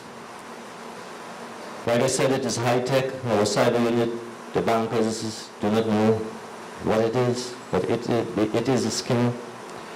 We have networked with law enforcement in Texas to assist us, to guide us. You know, it is so dynamic how it evolved, the technology that is. These are some of the cash, some of the cards, and this is what you call a deep insert skimmer. What this fraudster does, I'm sorry we didn't bring any. We have the real item back in our office. It's thin, it's small, and it goes into the slot where you put the card. And when you engage your card into the slot, this item, you'll go through your transaction, normally you'll get your cash. But this item will capture your financial data in a magnetic strip.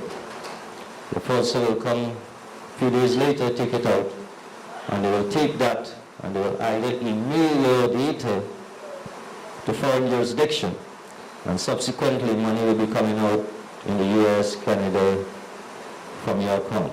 Or they will put their data on a fraudulent card and start to take out money from your account right here. These are some of the, what you call, what? Right. They put this over the genuine one. So it's hard to detect. And it's hard to see the deep insert. Go.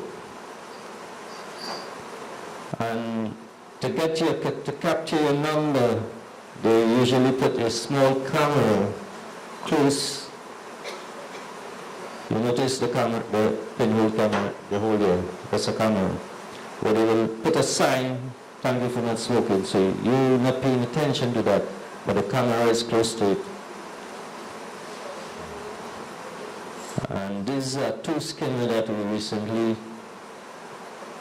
seized, have been arrested. 3 persons congregating up to the Easter.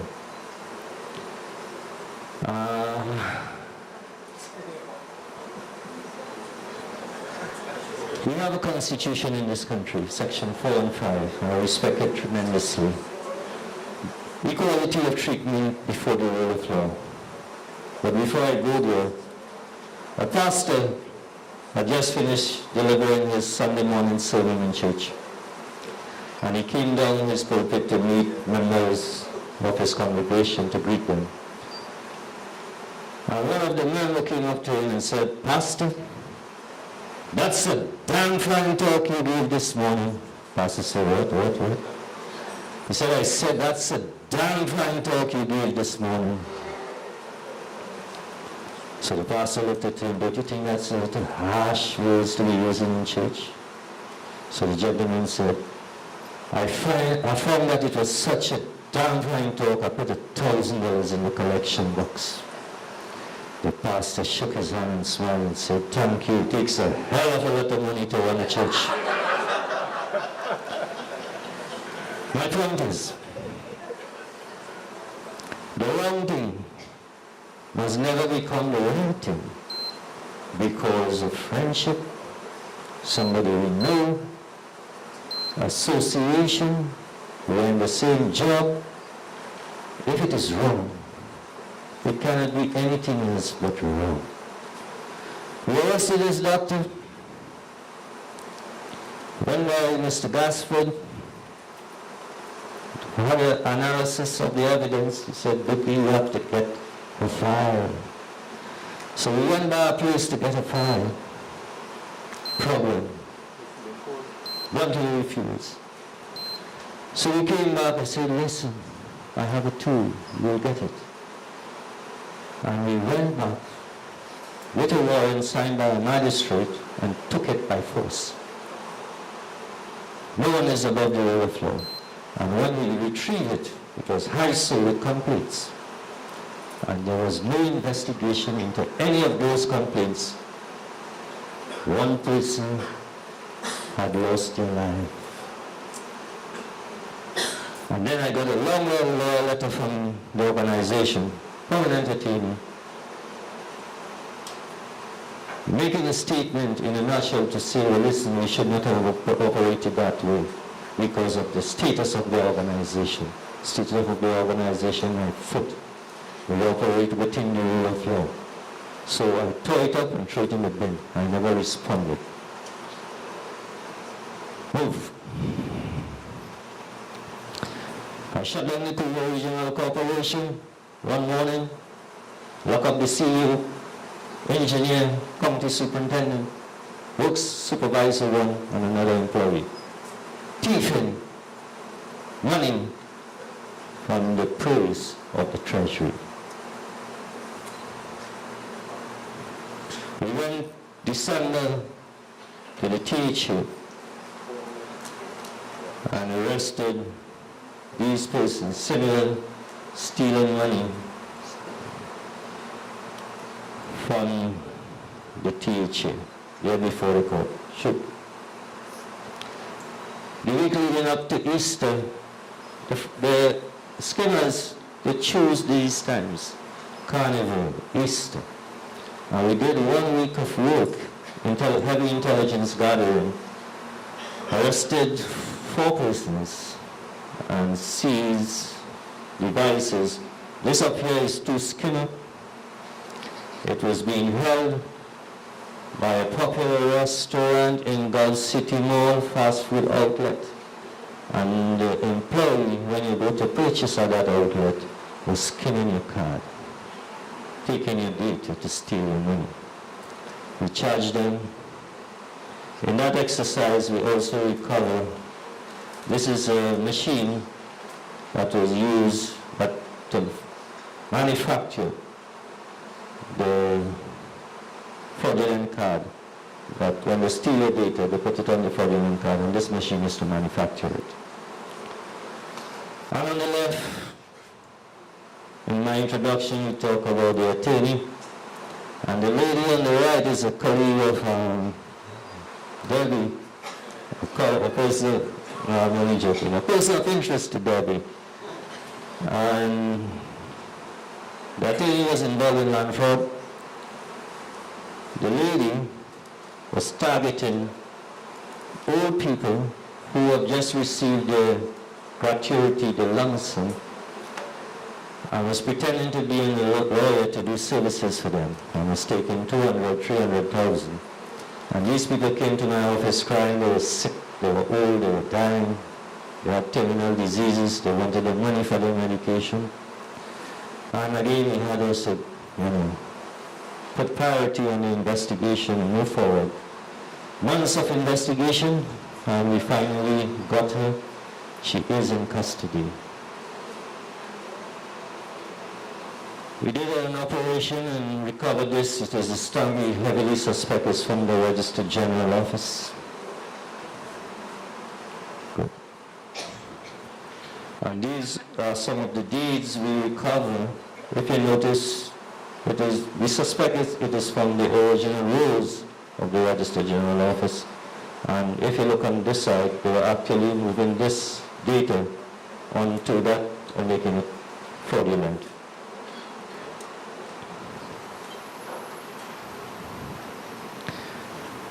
The gentleman on the right, on the left, Brandon Paris, is a police officer working at San Fernando.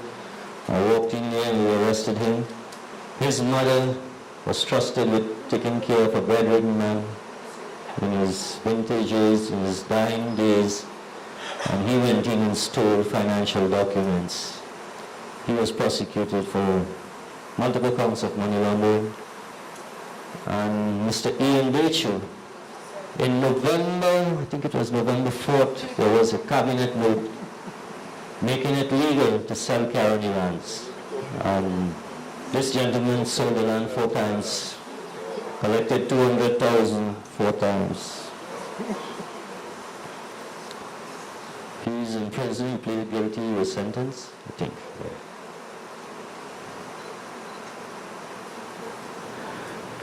This one, my 36 years career, touched me. Media, not this one also. So. A lady came to me. She had nowhere else to go. Other law enforcement had told her they cannot do anything. I said, this is the fraud office. We investigate fraud. She was crying, and she had not seen a 15-year-old for 3 months.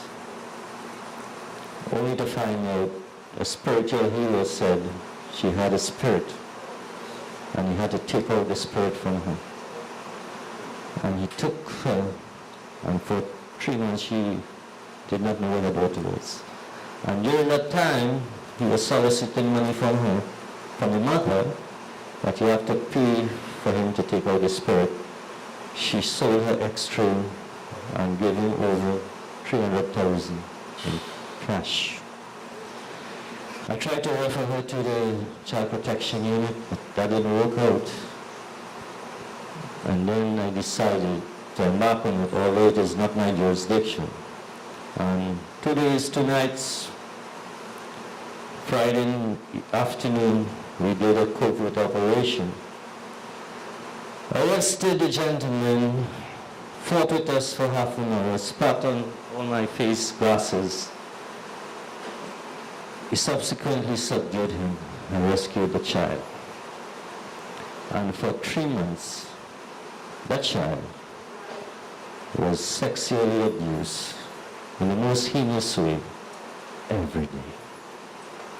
I brought her to my office 9 o'clock the Friday night, called the mother's sister, and they came into my office, and when I hand over the child, it's something you will experience in a movie, not in real. It was too emotional, too much tears. I left them and walked out my own office. I couldn't take it. It was one of the most satisfying piece of work I ever did. Shoot. Another informant late last year passed some information. This was the 3rd shipment that left the U.S. coming in. It was 5 guns, quantity of ammunition, 7,000 rounds. I told the informant I'll pass it on. I cannot handle it. Too much work is not my jurisdiction. The person said, if you're not handling it, they're not passing the information to anybody else.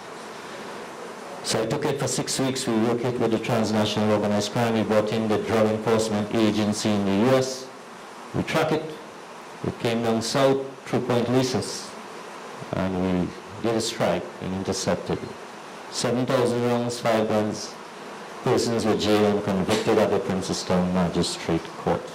So we not only do fraud, we do other things that we consider, that will bother us, disturb us.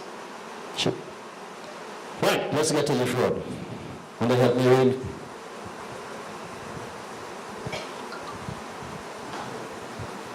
Right. Dated 24 June 2015, Toronto Police Service, Arriva Branch. Vessel.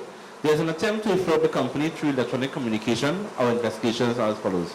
A. Our emails have been possibly entered into an unauthorized person. It is also possible that the intruders may have accessed the receiver's email. B.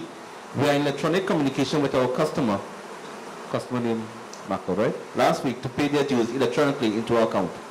Some intruders have got knowledge and made some similar emails as our company's email ID and informed our customer to remit monies to Venezuela. Our customer sought clarification, authorization in a company letterhead. They, meaning the intruders, have made an electronic letterhead and faked a signature. As the fake letterhead and signature was not found satisfactory to the customer, they called us and we detected the fraud and prevented it. We hereby lodge a complaint to investigate and find the culprit. Our software consultant has made a search and prepared this report, which is enclosed. That, ladies and gentlemen, you understand what happened there? It's called phishing, not with a real rod, but with a computer. What a fraudster does, they change your email. For example, my last name is DWKHIE. So they will take off the H and then they will send an email, create a new email and send an email to you. And you will believe the email is coming from me. For example, a lady at a store in Port Spain came to us and reported she accustomed purchasing for years to a supplier in Japan and normally pays online. So she got an email. She believed us from the supplier. Please, we have changed our bankers. Please redirect all future payment to this account. And she didn't check and she clicked. 105,000 US gone. And it went to a jurisdiction where there is no mutual legal assistance. This country is not a signatory to that. So this report here, they arise, they verified before they click. So as we go into the mitigation, we'll tell you, this is a real report. Emerging trend, that's an emerging trend, phishing, local scholarship, and it will also identity theft. Recently we have reports where they're using the picture of prominent person. In this one they use the picture of the president and they're advertising scholarship, but you have to send 300 US. So this person sent 300 US and did not get no feedback, so she ended up at the president's house. Security had to take her away and bring her to us. So it cannot be, it's not too good to be true. And as my colleague does always say, didn't buy a ticket, don't expect to win anything. Patients of Forex, there is this rush. I'd like to remind people it is in offense section 6 of the Exchange Control Act. Land fraud. Traditionally, fraudsters with land fraud was to create fraudulent deeds. That is something of the past. What they does now, they steal your identity. For example, lady came to my office, she saw an ad on the paper for a property in Europe. Called the number, met the person in some mall. and went and saw the property, negotiated 750,000. Went to the bank, took out the manager's check, met the person in the mall again, handed him it. How did this could happen? Well, it's linked to identity theft. What the fraudster did, they do their due diligence, and that property was in some bushes, and the owner was in New York. So they goes to the Register General. Anybody could apply for a deed and get it. And they get a genuine title. So the title is good. No longer searching through Register General and getting a good title could prevent you from land fraud. So the fraudster saw, by just using the name, the deed was registered in the name John Thomas.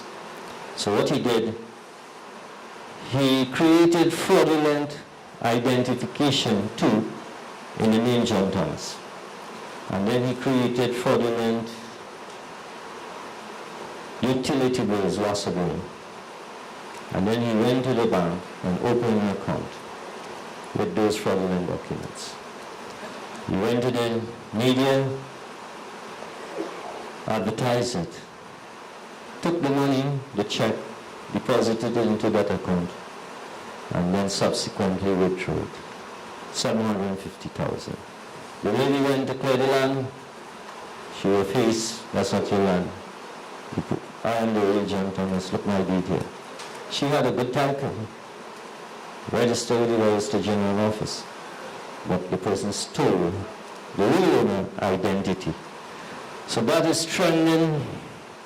We are asking people who are going to foreign use vehicles. We all know that problem. People are purchasing foreign use vehicles from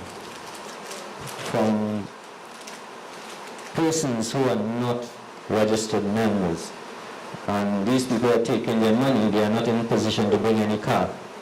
We have arrested several persons last year there before the court. In 2016, we had 31 reports, 14 charges later, dollar value of 2.2 million TT dollars.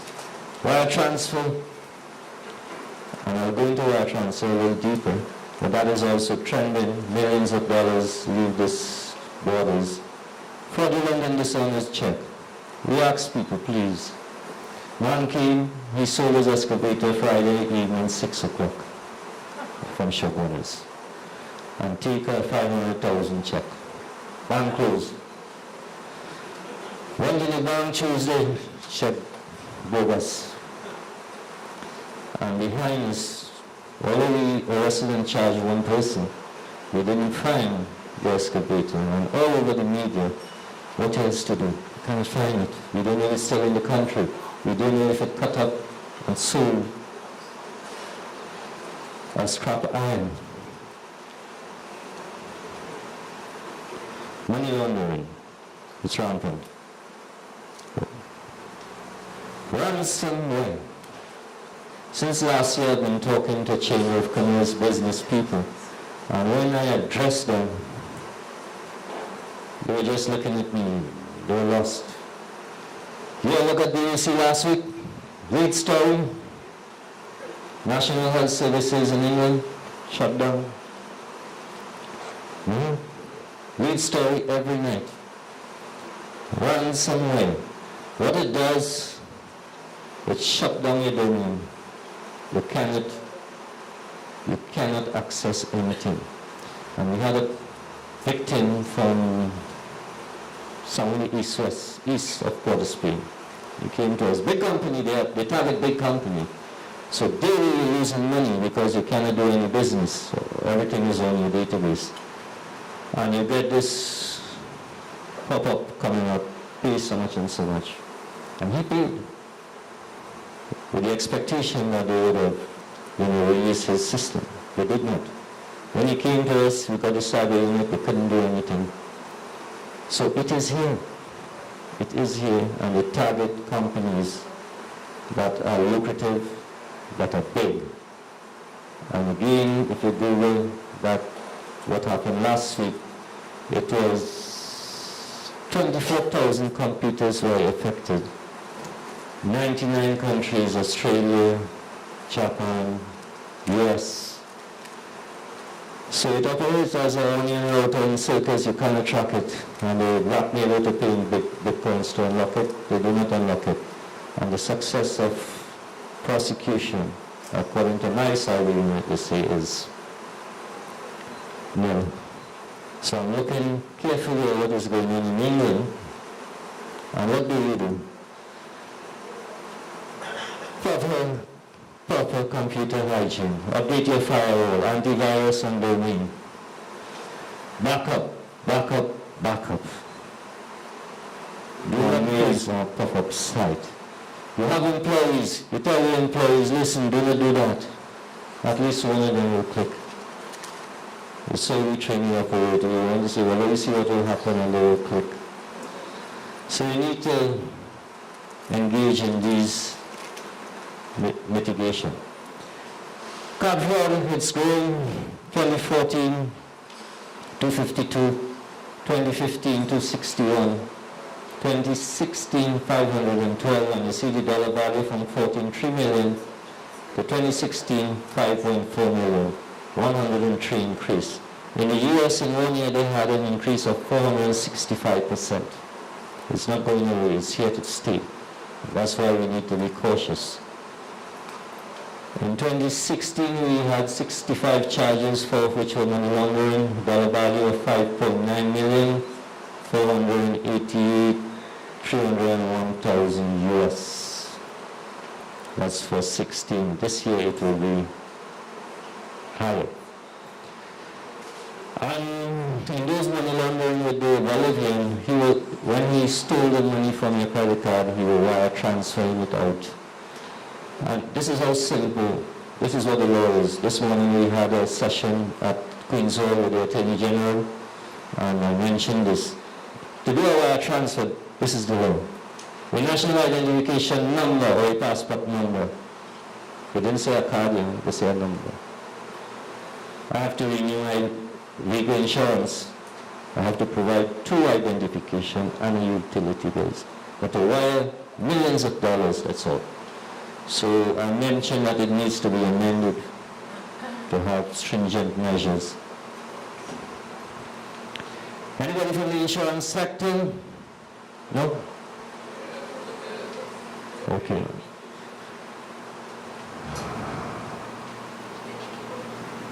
Well, we all know about those developers costing the taxpayers 22 million.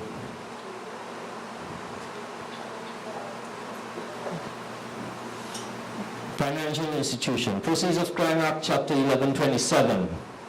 Persons who are required by law to report to Ms. Susan Francois, Director of the FIUTT. And it includes bank, financial institution, insurance companies, must report.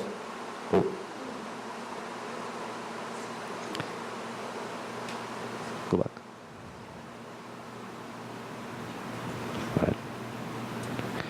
Right, the FIUTT is a designated competent authority. Real estate, anybody from real estate? No? Right. All real estate agents, by law, are required to register with the FIUTT. And if you don't, this is what happens. Go again. It's in the first schedule of the Proceeds of Crime Act. And if you look at the one in blue, failure to supervise entity to register with the FIU would result in 50,000 and 5,000 for each day the offense continue. That's how serious it is. And failure the green to make suspicious, that's what we call SAR, suspicious activity report. If you do not do it, and that's for all entities, insurance, banks, financial institution. The fine is 500,000 or 2 years imprisonment. In the magistrate court, in the high court is 3 million and 7 years. Failure to disclose knowledge of suspicious money laundering. If you're collecting money and you suspect it's from a client, he doesn't have the means, but he's coming with large sum of cash, and you do not disclose it, could be arrested and prosecuted. And it's all coming, that's how serious they're looking at terrorist financing, money laundering. If we do not comply, the FATA, Financial Action Task Force, can impose sanction on the country. And this is for real estate, what I just said. If they collect large sum of money, and if they have any suspicion that that money will derive from criminal proceeds, they have to report it, or else they will fine 25 million and 15 years imprisonment.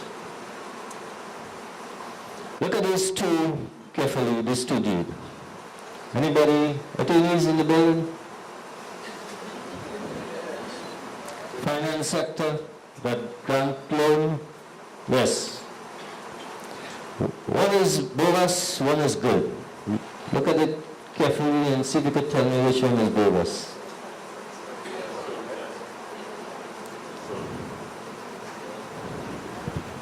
The one in the middle.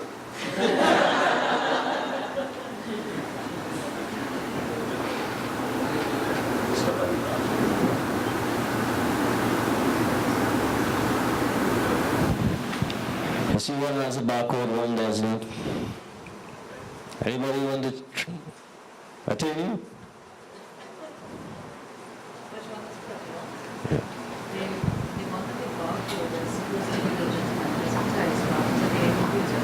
Yeah. Anybody else? The attorney said the one with the barcode is legit. Well, attorney, the one with the barcode is fraudulent. And that's how the fraudster thinks. They're very sly, very witty. So, we advise people to be extremely careful. Verify, verify, verify. How about this one? What's the bill? These are real reports. This was standard. To get a loan, that's all. To get a loan. Looks good, but it's fraudulent. Licensing office, our famous place. Fraudulent. The loan was granted? Right, the loan was granted, the bank accepted that genuine. To whom it may concern, this is a job letter. If you notice here, I will change the slide and I will read. Go.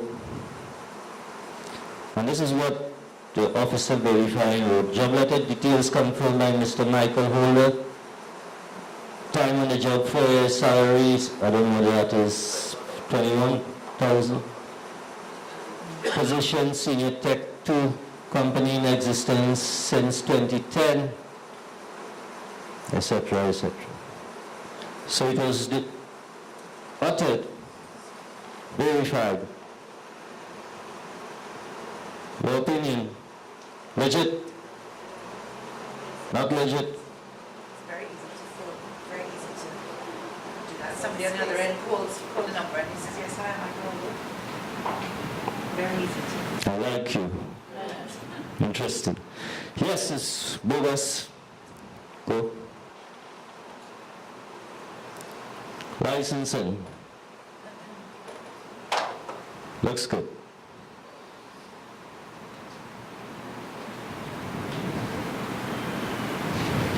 But it's bogus. Fraudulent. ID cards, fraudulent also.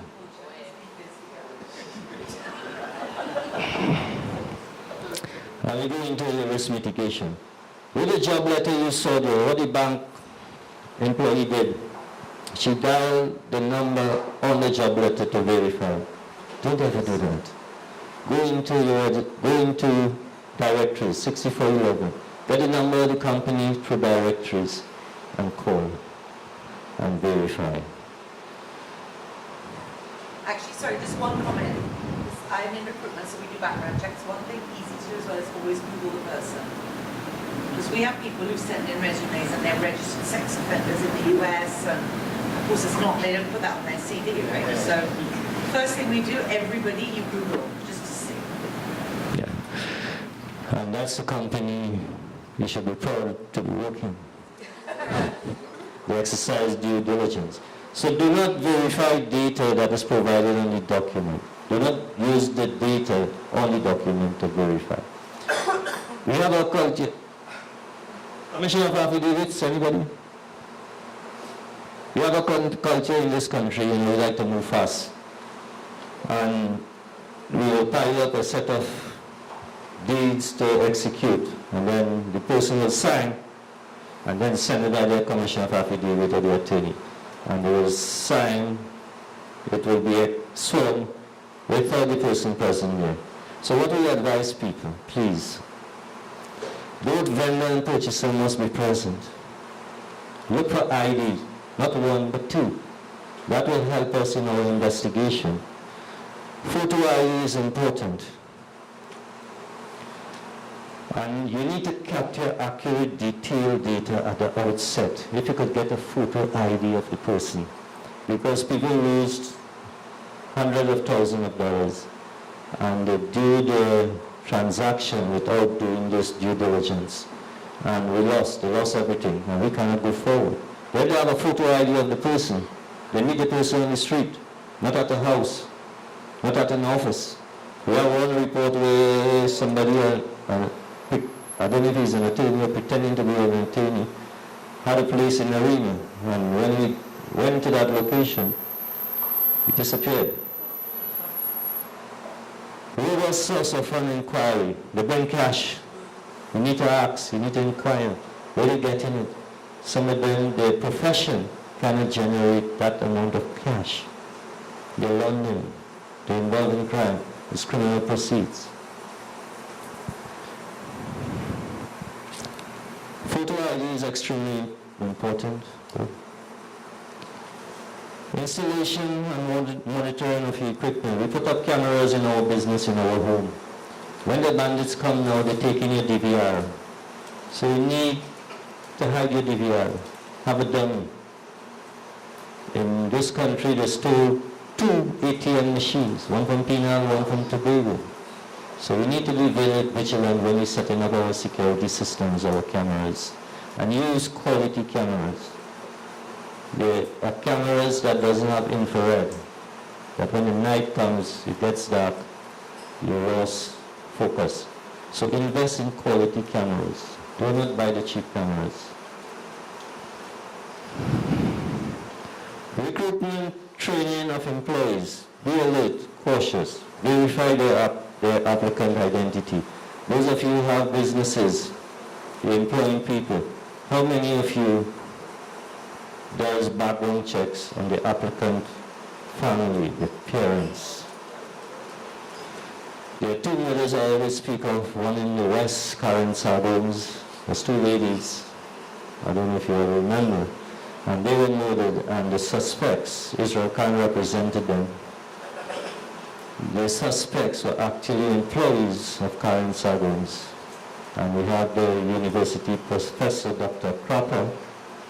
Last week there was a judgment by the killers saying it would be unusual, cruel to hang them because they had a low IQ and the Privy Council ruled in their favor, so they would not be hanged. They were actually employees of the Cropper family, and I don't know if you all remember that, the older people. It was a Friday afternoon. They had their little grand with them, 3-year-old, and when their parents returned in the afternoon, they were dead, and the child was crawling all over the body, faced with blood. It was a Friday afternoon. So we advise people, please, you're bringing people into your house, into your businesses, be cautious. Do your background checks. I know it's hard to get people to work. I experience the same problem. But you have to be cautious because it will cost you your life. Counterfeit currency, simple. Buy a light, a UV light. 10 US. That's the best advice. If you're moving heavy money, there are money counters, but it is about 7,000. So while it's counting, it detects the counterfeit currency, and it's down here 7. We believe in this country once something is certified, it's good. And once you get a certified manager's checks, it's good. where we have 77 million worth in government checks that were issued by the central bank. It was in cash at the banks, and they were all fraudulent. So you need to verify. And card skimming. You go to use the ATM machine, please look around, be cautious. I cannot tell you where not to go. The Bankers Association will not be kind to me. But be cautious. It is in south. It is in north. You have to look at your surroundings. Look at suspicious people around. Do not go and tamper with the people machine and vandalize it. All I will tell you, there is a certain more in south, it is prevalent, and it's there too, so I'm safe there. Fishing.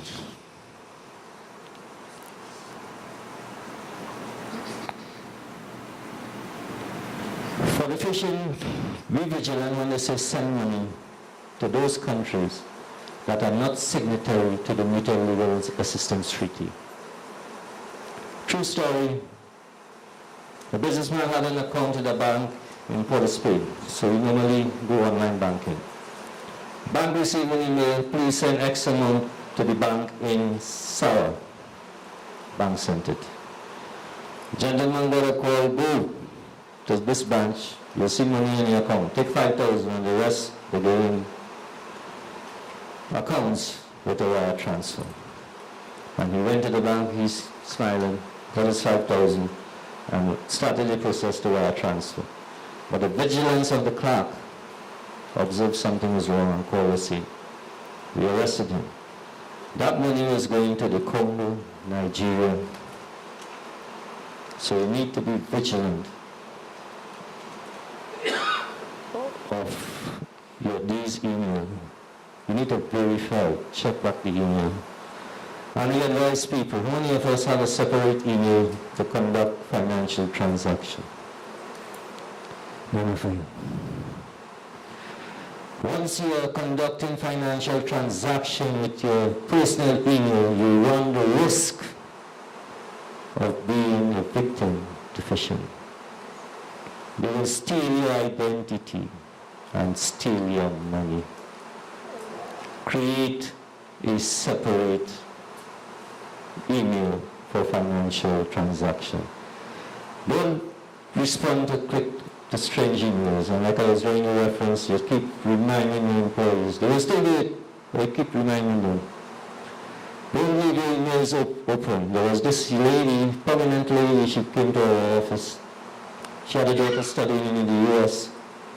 So she will email the bank, send ex-US to her daughter account. And she stepped out of her office, leaving her email open, and somebody went there, emailed the bank and said, send it to this account. Money went. So in the business place, you're working, you're busy, log off. Don't trust anybody.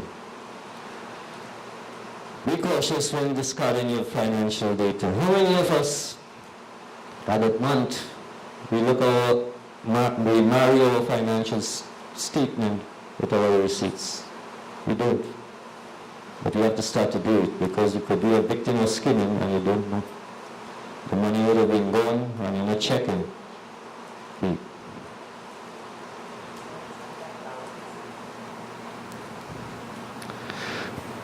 To the land fraud, the identity theft I spoke about. Background checks at location of the property. Now if this lady had gone to the property in Europe and asked her, listen, the old people will know who owned that land. But that man away, she would have still had her $750,000. Go to the Inland Revenue Office. Check and see who are paying the land and building taxes. Do not make payment to the vendor on the street. Make it at the premises or at the bank. The bank has cameras, so the cameras will assist us in tracking the person. Do not pay payment with cash. Initiate it by a check, so we will have a financial footprint, so we could follow it and catch the perpetrator. Avoid cash. Photo ID of vendor.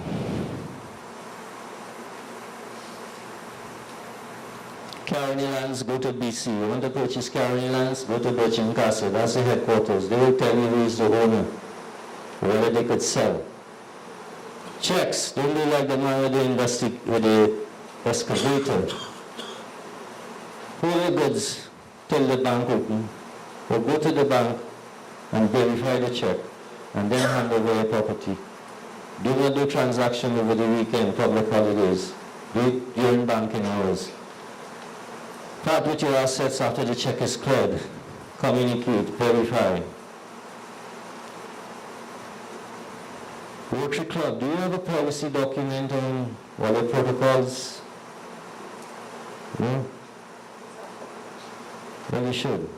And even in your business, your organization, because we embark on criminal investigation, and when you reach by the DPP, it is critical, we look at, there is a policy document on procedures, so we will show that the perpetrator deviated from the procedure, so we could build a case and show the mental element and charge them. There was a case with 2 employees of the judiciary in South. One was a cashier and another one had the key. So she was running late. She told them, look, the key in the drawer, go and take it and open. And the money went. Because she didn't follow procedure and they didn't have a policy brief document, we were unable to charge. So it's important. We should have a document that speaks of your procedures, your protocols, etc. And it must be communicated to your staff so they cannot say they did not know. Yes. We like to show off. We're in a restaurant and we're with a special someone. Welcome, you hand them the card and you don't know what to do with it. So I advise people, treat your card as if it were an expensive piece of jewelry. Do not leave it out of your sight. Be out of your surroundings. In Trinidad, because of the crime, we have concealed caches. When you go to them, ask them nicely, listen, I want to swipe my card. Do not hand them their card. You do not know what they're doing with it. They could be skimming it.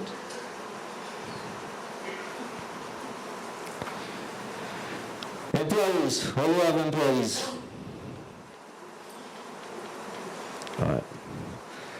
Look at your employees. Sudden change in their lifestyle. They started working for you with a B14, and then they drive in a BMW. They started with no watch, but then they were in a Rolex. They don't want to take vacation. They're the best worker. They have no complaints. Everything good. Something wrong. They don't want any promotion. They're comfortable in that position. Something wrong. And then, depends on what business you have, they start to bring clients for you.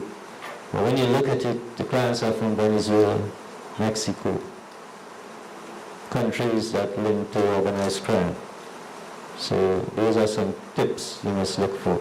And you won't be checking because you like the employee, you trust the employee, because you have no problem with the employee, that's the best employee. And that's the employee who will be thieving you. But right now we're doing a 4 million fraud, and it's similar to that. You trust the employee, and the person go on with 4 million. Soon we will be dealing with that person. That's an investigation. Right. Insurance, creating a login system. How to move fast now? We have agents, and you see with insurance fraud, they use your letterhead and whatnot and create an insurance and do not send it to the parent company. So create an external auditing transaction to store data. So from the time they create a document at the sub-agent, your office knows. Look at this picture. We see people like this, the pants drop, we alert. We get serious. However, when we see people like this, we're comfortable. Right? This person made off with 18 billion US, the Enron fiasco. And when we see people like this, he was like a god in Antigua. He landed a chopper on border. The only man to land a chopper, we will launch things on the moon, he landed a chopper on border. The only person to do that. Just on it. So my point is, we need to be cautious about the person with the suit, their efforts is. And as I close, you ever hear the Lord speak? Promise me you'll love me forever. Promise me you'll never leave me. And the other person will say, certainly, I will love you forever. And the next fool believes that. And in 3 years' time, they're in the divorce court. So as I close, I want to leave you with this message. Love all, not at the same time. You're getting problem. But trust few. The lady at the chamber in Westmoreland said, trust none, I agree with her. But at the same time, do no wrong to none. The words of William Shakespeare. Ladies and gentlemen, I thank you and would say, sure.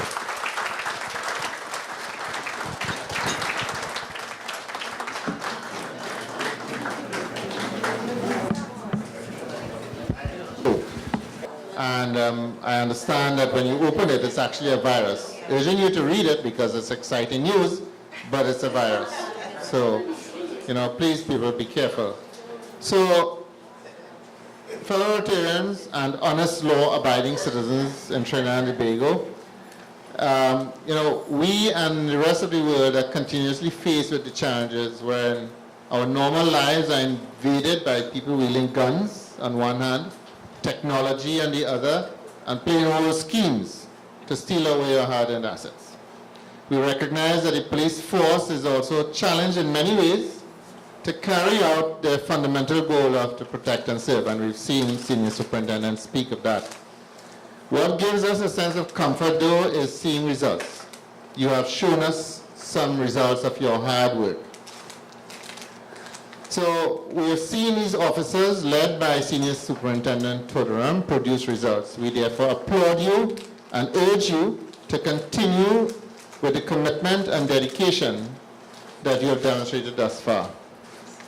So can I ask Senior Superintendent Totaram and his team to please stand? Fellow Rotarians, let us give them a hearty round of applause for continuing to make us proud.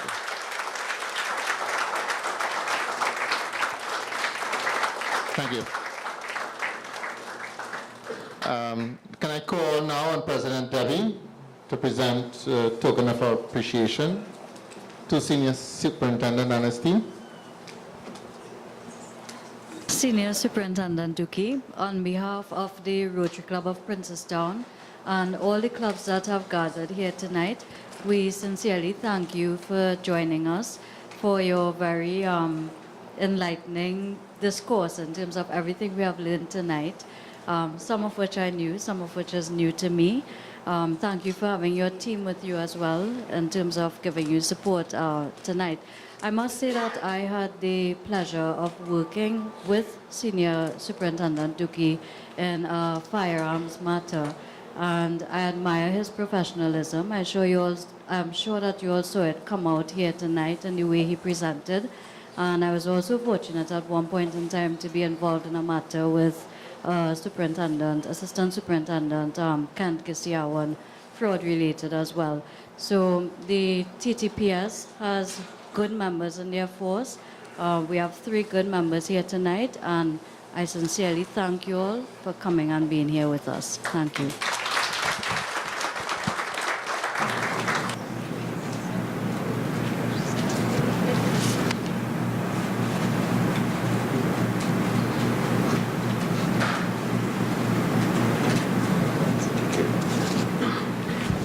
Mr. Gisiawan.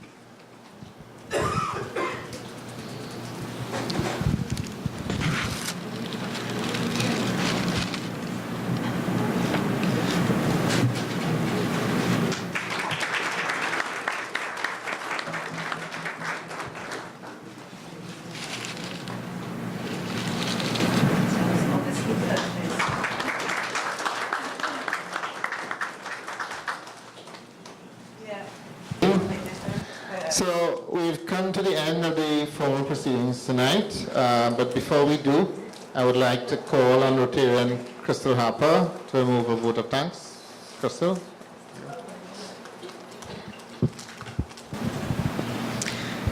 Good night, fellow Rotarians and distinguished guests.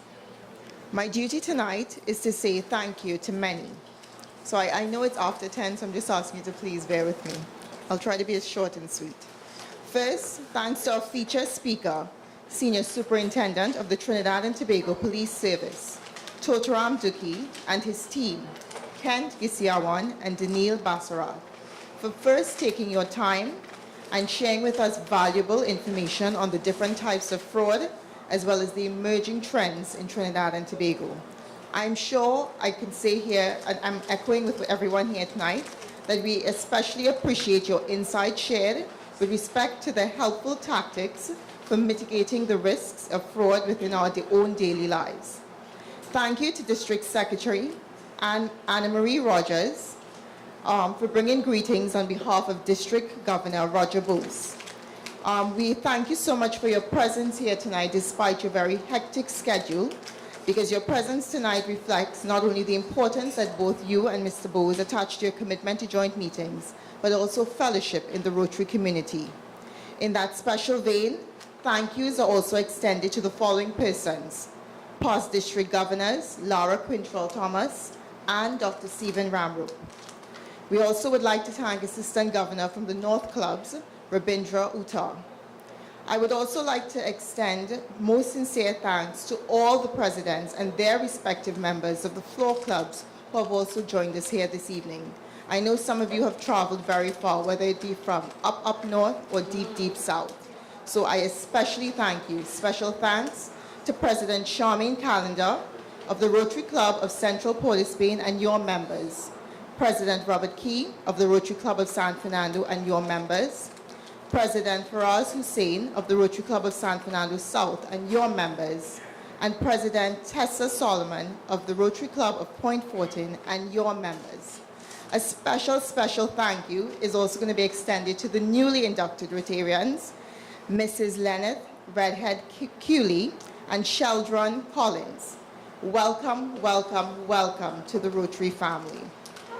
I also would like to express our gratitude to our specially invited guest, Carol Asgalari.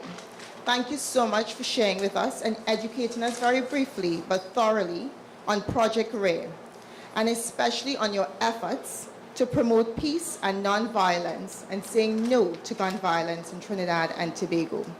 I would also like to thank you for allowing the Rotary Club of Princestown just a couple weeks ago to partner with you in your endeavors. I would also like to thank our President, Debbie Rupchan, for arranging yet another successful joint meeting. I would also like to especially thank our Sergeant at Arms, Rotarian Terry Alley, for the work he has done this evening, and for all those who have helped behind the scenes in making tonight's joint meeting such a great success. To our Master of Ceremonies, Rotarian Selvin Ramroop, an excellently job, well done. We are thankful also to have the media present tonight, not only to document tonight's events, but also to showcase the projects being done by all the various Rotary clubs throughout Trinidad. A very hearty thanks to the friendly staff at Canton Palace for their gracious hospitality and superb service, not only tonight, but always. Thanks to all those who helped and was not individually mentioned. Do stay, enjoy some fellowship, and safe journeys back home. Thank you. Crystal. So I have the honor of closing as I opened. So just a few brief words. As Rotarian Crystal pointed out, we had fun this evening, the man is late. Joint meetings are always an opportunity to meet fellow Rotarians from the other clubs and experience the environment while learning something very, very interesting from our guest speakers as we did tonight. So tonight was no exception. It was indeed a pleasure for us, and we look forward to many more joint meetings in the future. So the incoming presidents, please take note. Our guest speakers provided a great deal of information, and while frightening in some ways, It's comforting in others knowing that we have a competent fraud squad, though understaffed, but diligently performing their duties in our best interests. We look forward to seeing your continued achievements in the media as we have been. Ms. Ascarali, we are both inspired and encouraged by your life story and your drive. We look forward to continue working with you in the future. To all Rotarians, spouses and guests, please have a safe journey home. Be careful on the roads and employ your buddy system to check and ensure that everyone is safely at home tonight, especially our friends from the far north and the deep south. So let us all stand, please. AG Outer, I would like to call on you to move a toast to District 7030.